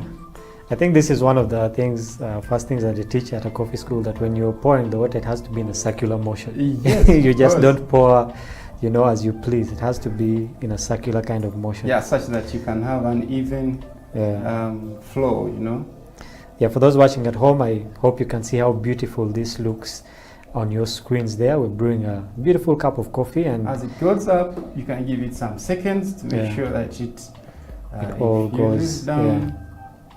Wow, look at that, so interesting. Yeah, so as we brew this, we're talking about the different kind of flavors that we can get from a roast. What kind of flavors basically do we get, and is there a particular recipe that each person has to get a different flavor, or it's kind of like a general type of flavor that we can all get? Yeah, actually, if I can take you back just briefly during the roasting process. So as you're roasting, the roaster itself, in most cases, we give it time before you start roasting your coffee. So you give it some, you heat it up. We call it heating up. So you heat it up to a temperature of about 230 to 235 degrees above. So to ensure that the coffee you're going to drop in, remember the coffee you're dropping in is green. And the coffee is exposed to the atmospheric temperature. It's exposed to the atmospheric temperature. So when you drop the coffee in, it's going to drop the temperature that you had maintained before. Okay? So that one is technically done. As a roaster, I have to be there standing and monitoring my temperature. So I drop in my coffee in, and then I have to maintain my burner ratio. So I fire it up to ensure that we are maintaining the temperature in the drum and not leaving it relaxed. So we have 3 stages of roasting. We are looking at the drying stage, whereby the heat inside the roaster is nailing down the moisture which is present in a coffee bean before it's being roasted. Then at that stage we go into a developing stage. So the coffee starts developing. This is where you talk about the flavors, So this stage where the caramelization takes place, which is from about, if you drop in at around 260 degrees, 235 degrees, it drops down, the roaster drops down its temperature to about 70 degrees. That is way down, I think that's where it becomes exothermic. Yes, depending on how much quantity of coffee you are dropping in. It might not drop in if you're putting in a little, depending. It depends, but I would say at a capacity of a roaster, if you put the right amount, it will drop down. So when it drops down, literally the temperature will move for about 4 minutes to about 160 degrees, then we reach to a stage of developing. So, developing stage, coffee start changing colors, caramelization takes place, and then sugars are present into the coffee. So it starts developing flavors, the complexity, and then you're looking at monitoring your type of roast you're looking at. So if you were looking at doing a medium roast, then if you're doing a temperature, you would look at around 210 to about 200 and not more than 220, depending on how you want a medium roast done. It can be a high, medium, something like that, slightly. And then if you are developing it further, you are roasting, the last stage, which is the roasting stage. So the coffee starts changing colors. So now it does a medium dark roast, then you're doing a dark roast. So you're looking at more temperatures like 232, you're doing a medium to dark roast, and then we're talking about Celsius, you go to 200 and about 240, doing a real dark roast with more oily on the body, and so interesting, So now, as we are brewing, I think our coffee is ready. Yeah, coffee is ready. So as we do our brewing, we can have that on top here, if you don't mind. And we can have a cup of coffee. Yeah, we can just move this here. Served. This is the part we always actually wait for. Really? To test the different kinds of coffee. Very simple, and anyone can do that at home, and you enjoy your coffee as you're doing some stuff. Actually, it looks so simple. Yeah. If I can take you, you said you have a coffee school. Yes. And I think it's very important for us in Uganda to actually come up with these schools, given the times that we're actually in, with the whole lockdown and COVID. And, some students are really not in school right now. There's a lot of other things that we can learn outside of school, for example, involving ourselves in the coffee business. So just run us through your school, what kind of activities you guys do, what kind of courses that you offer, and how can someone, approach you and you get into your school. Yeah, actually, thank you so much for that opportunity. And looking forward to kind of support our entire country amidst this very difficult times that we are going through. So our school, the school is called Gulf and Blends. Actually, we got the concept to kind of, people like blended coffee. Baristas talk about blendings, so we came with that idea to say that's Gulf and Blends, and there is a history actually behind that. So, our location, we are located at Rubaga. As you reach Salt FM or Salt Media, from there it's just like 5 minutes. You're reaching at Gulf and Blends Coffee. So from there we train baristas. We train baristas, and if you're a barista out there, you feel like you want to kind of handle these skills, and then you need to build something for your, for your career, which is more tangible. You can come and have this skill at Gulf and Blends. You can train as a barista, we can train you. So we train them for a period of 1 month. We train them a period of 1 month. You can come and do an advanced skills for your training course. So advanced skill is when you train commercial basis, which is the espresso coffee machine, where you're going to do all the coffees, from cappuccino, latte, macchiato, mochas. You do all that kind of coffee using that machine and mastering them, because in most cases we've got standard way of serving and standard way of preparing these coffees. So as you're training, you will learn that. Apart from learning that, if you're doing advanced, you're going to also learn the specialty coffee brewing. Yeah. So specialty coffee starts with the green coffee, because specialty, this is like the standard way of preparation. It can either be the green beans, it's being carefully, taken care of to meeting certain standard. Yeah. So now we're going to also have a specialty preparation of coffee. I'm talking about brewing in the other hand, where we would be having different tools that we are using there, and they are actually traditionally known for their different tastes and different grinds of coffee required for you to brew them. Yeah. The other one is commercial, because you only use one grind of coffee, which is espresso grind, to kind of make all these other coffees. Yeah. Now you will need to adjust your grinder, have it more coarser, to kind of do a French press, do a V60, do a Chemex, and all those other coffees, even a drip coffee which you're having at home.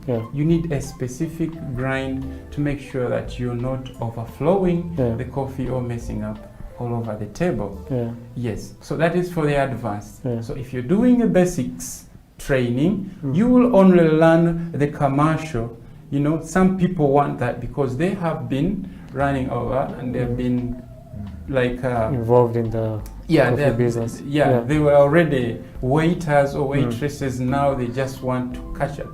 So that way also you just come and do basics because you have some idea. Okay. So we move together to ensure that we have our goals met. Okay. In our career. So is there a way that these different people can contact you? Are you on social media?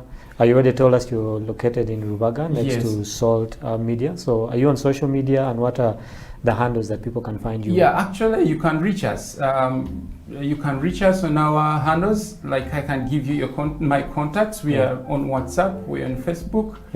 You can reach us on Facebook. It's Gulf and Blends. You just go to Gulf and Blends. You find us on Facebook, and our contacts. If you can reach us direct as well, we can be so helpful to you and welcome you at Gulf and Blends. And literally, we call ourselves the coffee culture. Yes, so I can give you the number 0701 104027. Okay. I can repeat the number. It's 0701 104027. And that's a WhatsApp and a calling number? Yeah, that's a calling number and it's the WhatsApp number. You can reach us, and you can also hit on the Facebook, and then you find us. You comment or you tell us whatever you feel like discussing with Gulf and Blends. Okay. Talking about that, as we actually have a cup of coffee before it gets so cold. We're talking before the show began, and you had something interesting that you wanted to tell people out there. Whoever wants to start this barista journey of theirs. So I just want you to look into that camera and just tell that person, I know there is someone. All right. Yeah, like he said, I know there is someone. I want to thank the team of House of Talent for hosting me, and I'm sure he's hosted the whole academy in here, though others are invisible, but I'm sure all of you are in here. So we are giving out an opportunity for those who are interested. They're feeling so much enthusiasm into coffee and they want to train as baristas. We are giving a chance for 5 people out there. If you want to train as a barista, we are giving a chance of a 50% discount, such that you can come and train with us. This is an opportunity. It's your opportunity. So you will have to call House of Talent, give them a call. The first 5 people, I'm sure you will be the lucky ones, and they will contact us for the lucky ones, and we will welcome you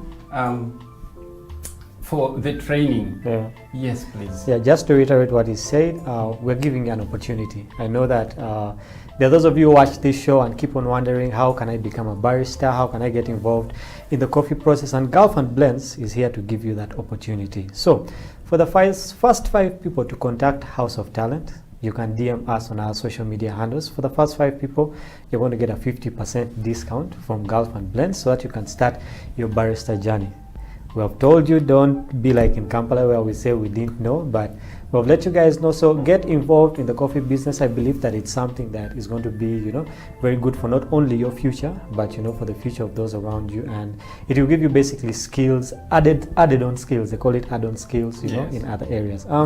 As we draw close to the end of the show, I just want to thank you, Abdul, for coming here and just giving us your experience traveling around East Africa, being in Kisoro, your first experience with coffee, and telling us about the roasting process, all the equipment and all the flavors that are involved. I believe that I personally have learned a lot from this time, and I believe that everyone out there has also learned a lot. But like I said, we are drawing close to the end. But before we leave, I want you to look into that camera. I know that there's someone watching. I just want you to encourage them, those people with questions of, should I really get into this? Should I do this? Just encourage them and let them know why they should get into the coffee business.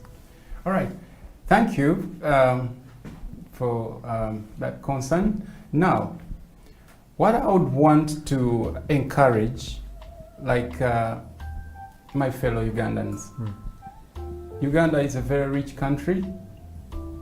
In terms of coffee, even during this season, that the hardest season we are going through, we as Uganda has been exporting coffee. It has been a commodity that has never stopped, even amidst this period. So we are looking at a business, I would say at large, which is more encouraging, more interesting, and it can be your next future, Kind of like an investment. It can be your next future tomorrow. Yeah. You become a barista, you come and train. Look at yourself as someone who's behind the counter, serving coffee, trying to craft it very nicely, and you have this kind of knowledge into your head. Someone has hired you, and you can simply do it the way you are being required to do it. Yeah. So I feel so happy when someone has trained and I would give you out of experience.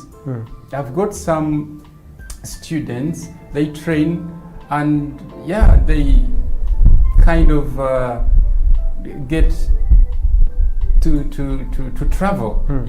They go abroad, and by the time he sends back maybe a photo, you just say someone is doing well. We have a tendency of other fellow Ugandans going abroad, and they come back when they start hiding themselves. You know why? It's because someone has gone out and did not go with a skill. So it's so important for us now to kind of involve ourselves in skills. It will dwell us from whatever situation that we have been kind of longing for, and we become better persons for our future. Yeah. Well, yes. Abdul, thank you very much for those words, and I believe that whoever is out there has really been encouraged to get into the coffee business. And there's a saying that start now. You shouldn't wait to put things into motion before you start. Just start now. Like Abdul gave you his contacts. You have our contacts at House of Talent on our social media handles. Contact us. We can always let you know how you can get involved in the coffee business. And if you have someone out there who you believe that you want to see on this show, you can also nominate them. We'll have them here. But our time is fast spent. Abdul, thank you again very much. Maybe just a second. I would like to send my regards to... please. I want to send my regards to a few people. First of all, I'm sending my regards to Mr. Bonnie. He's one of my partners at Gulf and Blends. I know he's watching. One Love Archive. Lake Bunyonyi, I know everyone down there is watching. I told you guys to watch our coffee break today in the morning at the House of Talent. And yeah, Rachel, saluting you. I know you're part of the team. Yeah, I think I'm so humbled for having me here. And hopefully next time you will also host us. There will be a next time, because I believe that we still had a lot of stuff to exhaust. Yeah, but till next time, thank you for watching the Coffee Break on House of Talent Television. My name is Ateng Emmanuel. I was hosting Yusuf Abdul from Gulf and Blends, giving us his story and his experience in the coffee business. Remember, you can always get us on House of Talent televisionug.com. That's our website, or you can get on our social media handles at House of Talent Television. That's on Facebook and on Twitter. Let us know what you think about the show. If you have any questions, you can always ask us, and we'll be at your disposal to get back to you. Thank you for watching. This is the Coffee Break on House of Talent Television. Have a blessed day.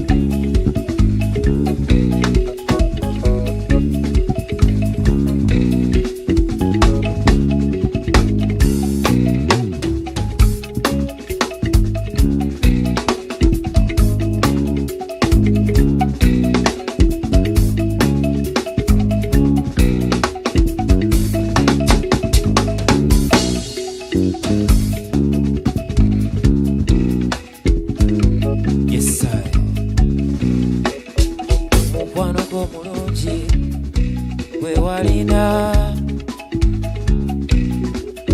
walagawogo ekusanawo mukwano gwo mulungi gwe walina walagawogo ekusanawo seerabiranga biseera byetwalina nongolera ekyokulya nondeetera kuva lwe wagenda omutima gukunoonya mu buli mbeera n'endowooza oba osanga zeyakugoba okuva lwe wagenda mutima gukunoonya mu buli mbeera n'endowooza oba osanga zeyakugoba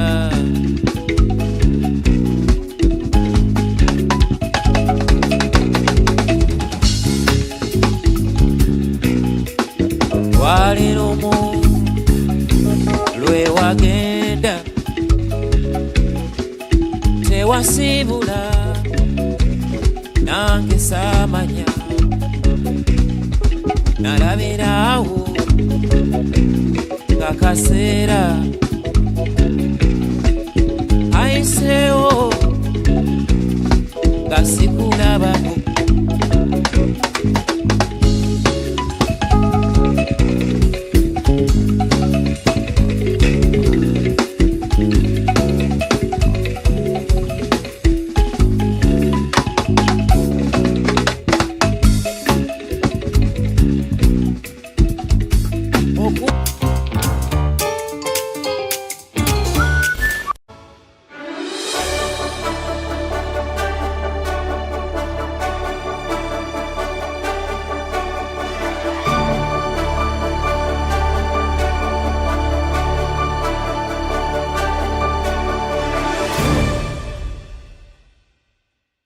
My name is Mir Hamid Ali. I am the business unit head at EMT Distribution. I'm here in Uganda as a part of EMT Roadshow 2022. EMT is a cybersecurity distributor which distributes cutting-edge technologies to help customers mitigate the cybersecurity threats across the globe. We are an international company with offices over 11 different countries with over 200 employees. So when I say value-added cybersecurity distributor, we are a focused distributor which offers cutting-edge technologies which helps customers in protecting or mitigating the never-ending cyber threats. So if you see today's world, it's everywhere, it's chaos that's happening because everything is online. So we are trying to go ahead and protect customers from the attacks that they cannot see. So that was the main purpose of me coming to this part of Africa and present them the technologies that we distribute. So because I feel that this is the right time, or this is the era where people are more welcoming for these kind of technologies. So today we represent solutions like OpsWord, Secure Envoy, and we have other technologies as well in our portfolio which could help customers in protecting them against the cyber threats. Why this part of the Africa is because I feel that this part of Africa, when you compare East Africa, is much more open to new technologies. You have financial hubs, you have government entities which are actually want to adopt new technologies. That's where we think that this is the right time where we could present them solutions which is great and which is going to help them in securing themselves. So particularly Uganda, because I have seen governments releasing mandates, for example from central banks, that they need to have certain security policies in place to run the operations smoothly so that their infrastructures are secure. So these kind of mandates, these kind of laws that's been released by the governments, which is helping the organizations to have these kind of policies in place. So that's one of the reasons that we came into East Africa, so that we could present them solutions, what we have in our portfolio. The guest that we had today was very interactive. That shows that the solution that we presented actually addresses the pain points that they're facing on a day-to-day basis, or they see that they might face in the future. So that was one of the key reasons that we thought that, okay, this offshore technology that we presented is helping the people across the globe. So why not here? So we tried to replicate and it worked. And I'm sure that's going to help the customers in a way that they would be protected with the new cyber threats. See, the future for cybersecurity is very bright because cybersecurity is evolving on an hourly basis. It's not daily, it's hourly basis. We have solutions which caters to almost every segment of a cybersecurity framework, starting from endpoint to securing critical infrastructure. For today, as we have limited time, so we couldn't focus on the whole portfolio. So we pick and choose 2 technologies which we thought that, okay, this is the technologies which is going to help and the customers that we're trying to focus on. So moving forward, hopefully by next quarter, we would again come back with another 2 solutions where we present them to much more larger audience. And my name is Mir Hamid Ali. I am the business unit head at EMT Distribution. I'm here in Uganda as a part of EMT Roadshow 2022. EMT is a cybersecurity distributor which distributes cutting-edge technologies to help customers mitigate the cybersecurity threats across the globe.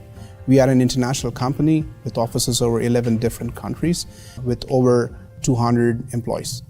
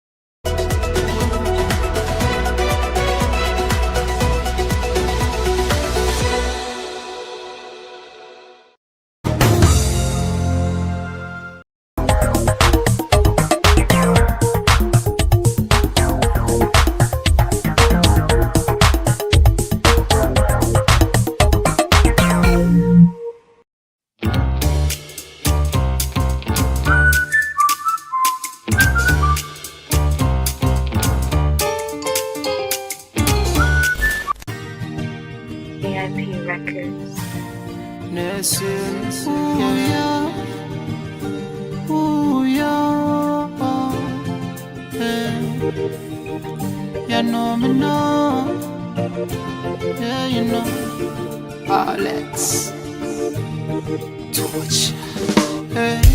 Ooh, yo, ooh, yo, ooh, yo. Ooh, yo, ooh, yo, ooh, yo. Ooh, yo, ooh, yo, ooh, yo. Ooh, yo. Ooh, yo. You know wange gonna londa. Sente tewali ne tusonda. You know wange agumide embera zonna. Kachaya kabisi ne tunisa. Ebizibu byensi ne bitusota. Omukyalo musufu ngono. Nali butewa. Ooh, yo, ooh, yo, ooh, yo. Ooh, yo, ooh, yo, ooh, yo. Ooh, yo, ooh, yo, ooh, yo. Ooh, yo, ooh, yo. Nsana yetwe kwata Katonda kuba yalina pulani.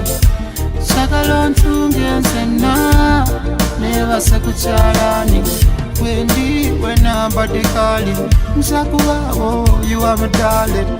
Siri kusibya njala ekibuga nja kitambula. You know wange gwe nalonda. Sente tewali ne tusonda. You know wange agumidde embera zonna. Kachaya kabisi ne tunisa. ebizibu byensi ne bitusota omukyalo omusufu ngono nali mutewa uyo uyo uyo uyo uyo uyo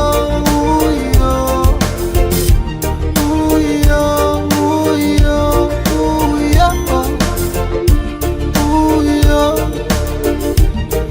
uyo If I love in a triangle, my love no chameleon and go okukwagala kiba kife naza musango asatebo bakunkwasa nakuyisa miryango tuli fembi it's me and you twewala bigambo yono wange gwenalonda sente tewali netusonda yono wange agumidde embeera zonna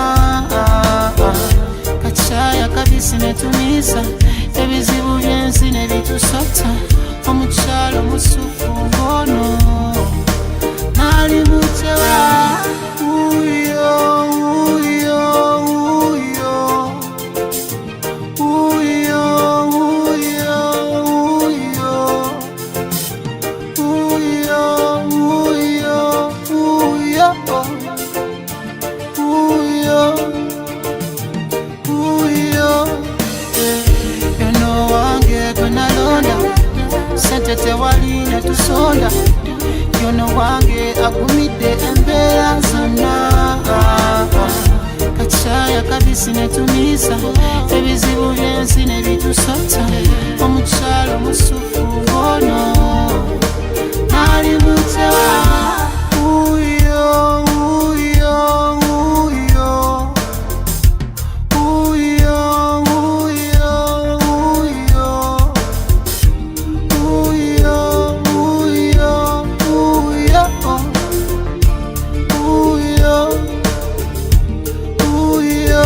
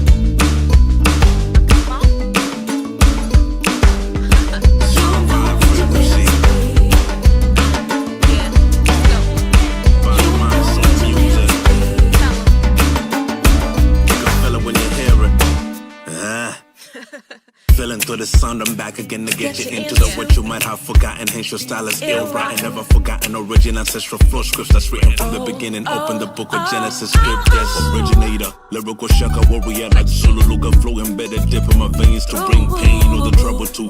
Torn up the best line, I triple to. Breath one, let's find purpose to keep You living. and I, we can fly away. We got love, love is medicine.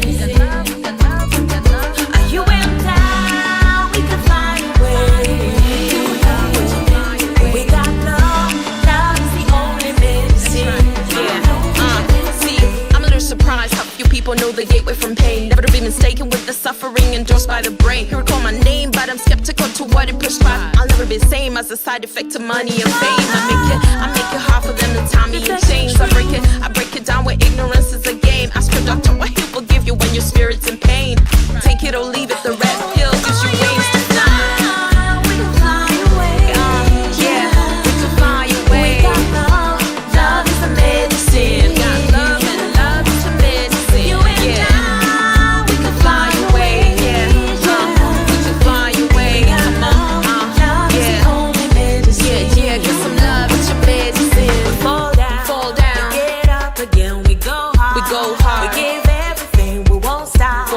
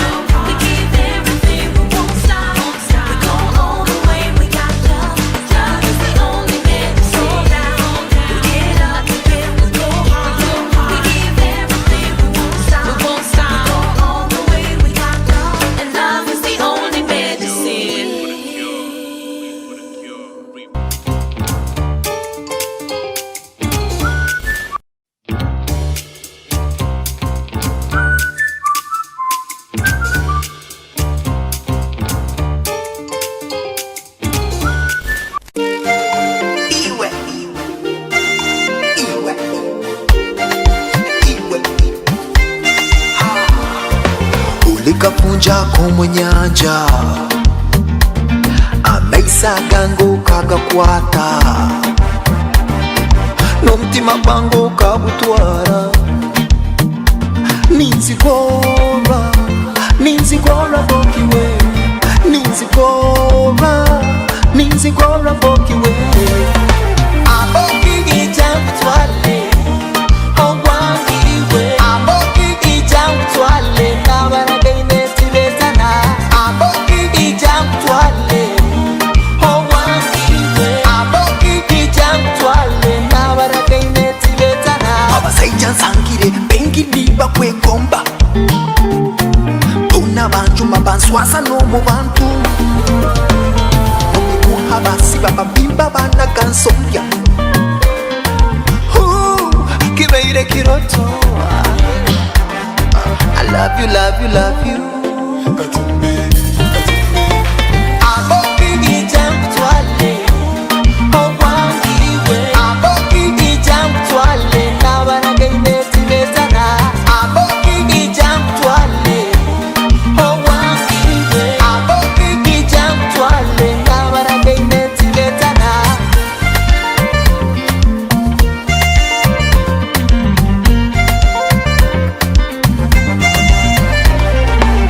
likafunjako mu nyanja amaiso agange kagakwata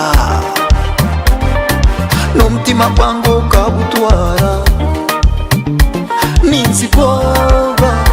ninzigora bokiwe ninzigora bokiwe aboki ijamutwale aboki ijamutwale nabaragaine tibetana aboki ijamutwale ungibuliza aboki ijamutwale nyenda kumurira kalyawe aboki ijamutwale bisa bitugu kitwisi cyange aboki ijamutwale nabaragaine tibetana aboki ijamutwale ogwangiwe aboki ijamutwale nabaragaine tibetana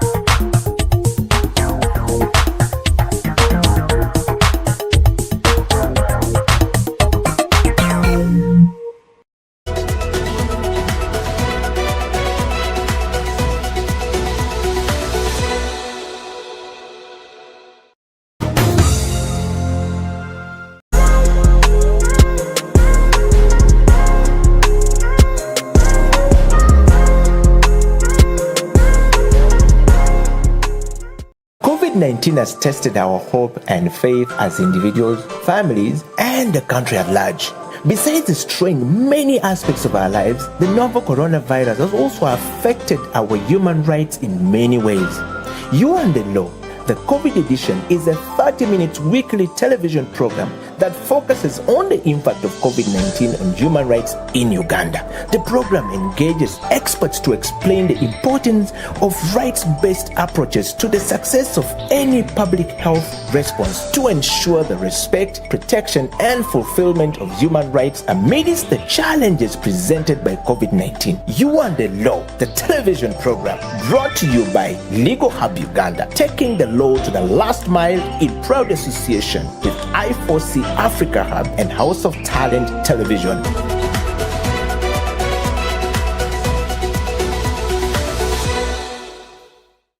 Angela, so having stated the obligations, what would be your assessment of Uganda as a country? How are we doing in as far as the prevention of gender-based violence is concerned? What would be your quick appraisal? How are we doing as a country? As a country, I'll first appreciate the successes I'll commend government to some extent that there have been enactment of laws that, like the Domestic Violence Act. We have the other laws and even the Constitution itself. However, there's still a lot that has to be done. For instance, as a government, we have a silent pandemic that most people that are in government have failed to understand. This silent pandemic is gender-based violence, where people are focusing on how many people are dying of COVID, and no one is focusing on how many people are becoming victims and survivors of gender-based violence. So it really, really affects. And then the other thing is in regards to the implementation. We have very, very good laws in Uganda, but then one of the main issues that we face is in regards to the implementation of those laws. So there's lacking in regards to the implementation. And then there's also lacking in regards to sensitization. People don't know these laws. You'll find someone harassing a person online and they'll think it's funny. Someone look at you and they're like, oh, and then they'll give you a sexual comment and they think it is funny. It is okay to look at a woman or a man and you make a sexual comment. Even men, huh? Yes, so that's why I said a man or a woman. So this affects either sides. It affects a woman, it affects a man, and it affects also children.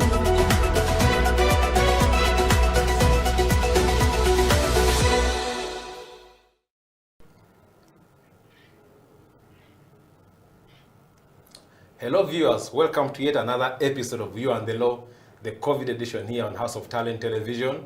My name is Jonathan Ochom, your host. Today we're discussing yet another right or another aspect of our rights that has been affected significantly by COVID-19. As you know, in the previous episodes, we've been tackling different issues. We talked about employment law, we talked about land rights, we've talked about access to justice, we've talked about human rights broadly as a theme and how COVID-19 has affected it. But today, we'll look at gender-based violence. What is the intersection between COVID-19 and gender-based violence? And with me in studio is Angela Simwe, who is a human rights lawyer and working for FIDA Uganda. Angela, you're welcome to You and the Law. Thank you so much, Jonathan. How have you been? I'm good. How are you doing? Great. So COVID-19 came here. How have you been coping up, knowing that almost for the last 1.5 years or 2 years, the game has been a bit different. How has it been on your end? On my end, it has been a bit complicated, but with time I managed to cope up because I'm so much into online work. So most of the work I had that was physical, I transferred it to online because I work mainly with people that are vulnerable and marginalized, women and children. Yes. So you managed to keep afloat? Yes. Okay, so I know you do so many things, but I also know that you do some work for FIDA Uganda, and I thought perhaps you could give us 1 or 2, 3 lines about FIDA Uganda for people who could be hearing about FIDA for the first time. In the unlikely event that those people are there. Okay, so FIDA Uganda is a women's rights organization and a feminist organization that is a membership organization for women lawyers aimed at ensuring that people, especially women and children, get access to justice in all spheres of life. Yes, so that's what we do mainly. Oh, so I can't apply to be a member? No, men can also be members of FIDA, but they are friends. So women lawyers are members of FIDA if you pay the subscription. But then for the men, you can be friend of FIDA. So I befriend Angela and I become a friend of FIDA. You befriend FIDA and the work FIDA does. So you as Jonathan, a human rights lawyer that advocates for the rights of women, girls and other marginalized groups, you can come to FIDA and request to be one of our friends. So you become a friend of FIDA. Yes. So we have men that are friends. Perhaps I'll be filling a few forms after this show. So today we're here to talk about gender-based violence and seeing how how COVID-19 has affected that area, either heightened or reduced it. But I thought that we could start by understanding first the concept. When we talk about gender-based violence, what do we exactly mean? How would you explain to an ordinary person this whole idea of gender-based violence? Okay, thank you so much, Jonathan. So gender-based violence, what we have to know is it evolved from violence against women, and that was under the UN Declaration on Violence Against Women, where they defined, or to make it easier for the ordinary Ugandan, like you said, it's any act of violence that can be physical, emotional, economical, or anything that is harmful to a person. So it's basically violence that has different forms. My quick understanding of violence would entail sort of physical contact. So how are people violated economically and I don't know, emotionally?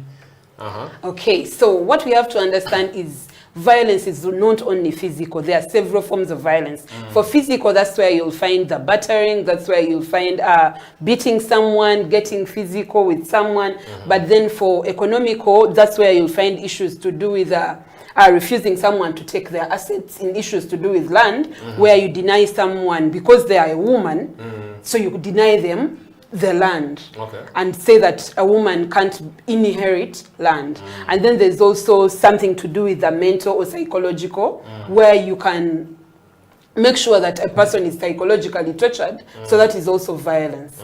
And then we also have the other violence, which is to do with emotional, but emotional is related to psychological. And then there's the harmful practices. So harmful practices, that's where you find female genital mutilation and other harmful practices we have. Then the main one that has been on the rise during the COVID-19 pandemic is sexual violence, which has many components to do with defilement, rape, incest, marital rape, even online. These days it's worsened online. Yes, so those are the forms of gender-based violence that we have. Yes. Angela, you explained this idea in an eloquent manner, and I'm curious to know, so where are these ideas embedded? Because if we talk about fighting gender-based violence, we should have some framework in place to facilitate our work. So if you look at global, regional, or national frameworks, what is there? What do they provide for in that regard? Thank you so much. So in regards to the frameworks we have, I'll start with our constitution. The Constitution of the Republic of Uganda under Objective 14. It's very clear that the state is obligated to protect rights of people. And then we have Article 33, which is rights of women. Because gender-based violence mostly, especially in Uganda, affects more of women than men. However, we're not saying that men are not affected. So Article 33(3) is clear that it's in regards to protecting rights of women. However, in the objective 14 of the Constitution, it's protection of all rights of people. So that's where you find gender-based violence issues that are aligned. And then we have other laws like the Domestic Violence Act. I'm privileged to be one of those people that belongs to the Domestic Violence Coalition. The people that ensured that we worked on the Domestic Violence Act in Uganda, and it was passed. And FIDA is also a member, and other organizations that are women rights organizations. We also have the Penal Code. However, the Penal Code is a law that has been in existence for ages. So there are many loopholes. We also have the one of prohibition of female genital mutilation, which is in regards to the harmful practices that I told you about. Then we have the Sexual Offences Bill. Now those are all national. Sexual Offences Bill that was enacted in 2010, but up to today, it's still lagging because people feel it is okay to have issues to do with marital rape, not to consent. So we believe that as women, as men, as children, there's need to pass the Sexual Offences Bill so that it protects all people, because it's a law that consolidates all laws in regards to sexual offenses. Then in regards to the regional level, we have what we call the Maputo Protocol. That one is a bit related to the Sexual Offences Bill. It also covers those issues to do with marital rape, to do with abortion, to do with issues to do with LGBTIQ, because in the Sexual Offences Bill, one of the reasons that's why we didn't want it to get passed is because it criminalized. Yes, even sex work. It criminalized sex work. Yet everyone has a right to decide what they can do as a human being. Yes, so I see it has become funny. Then we have the UN Declaration against violence against women. So there are several laws. And we also have the CEDAW, which is mainly in regards to violence against women. What is CEDAW in full? So CEDAW in full, we have it's mainly a UN, an AU charter that is against violence against women, but then they make it in form. Even Maputo, because it was made in the town of Maputo, yes. Okay. Then we have the Beijing Declaration, Platform for Action. So some people also call it Beijing. So those are some of the laws that are both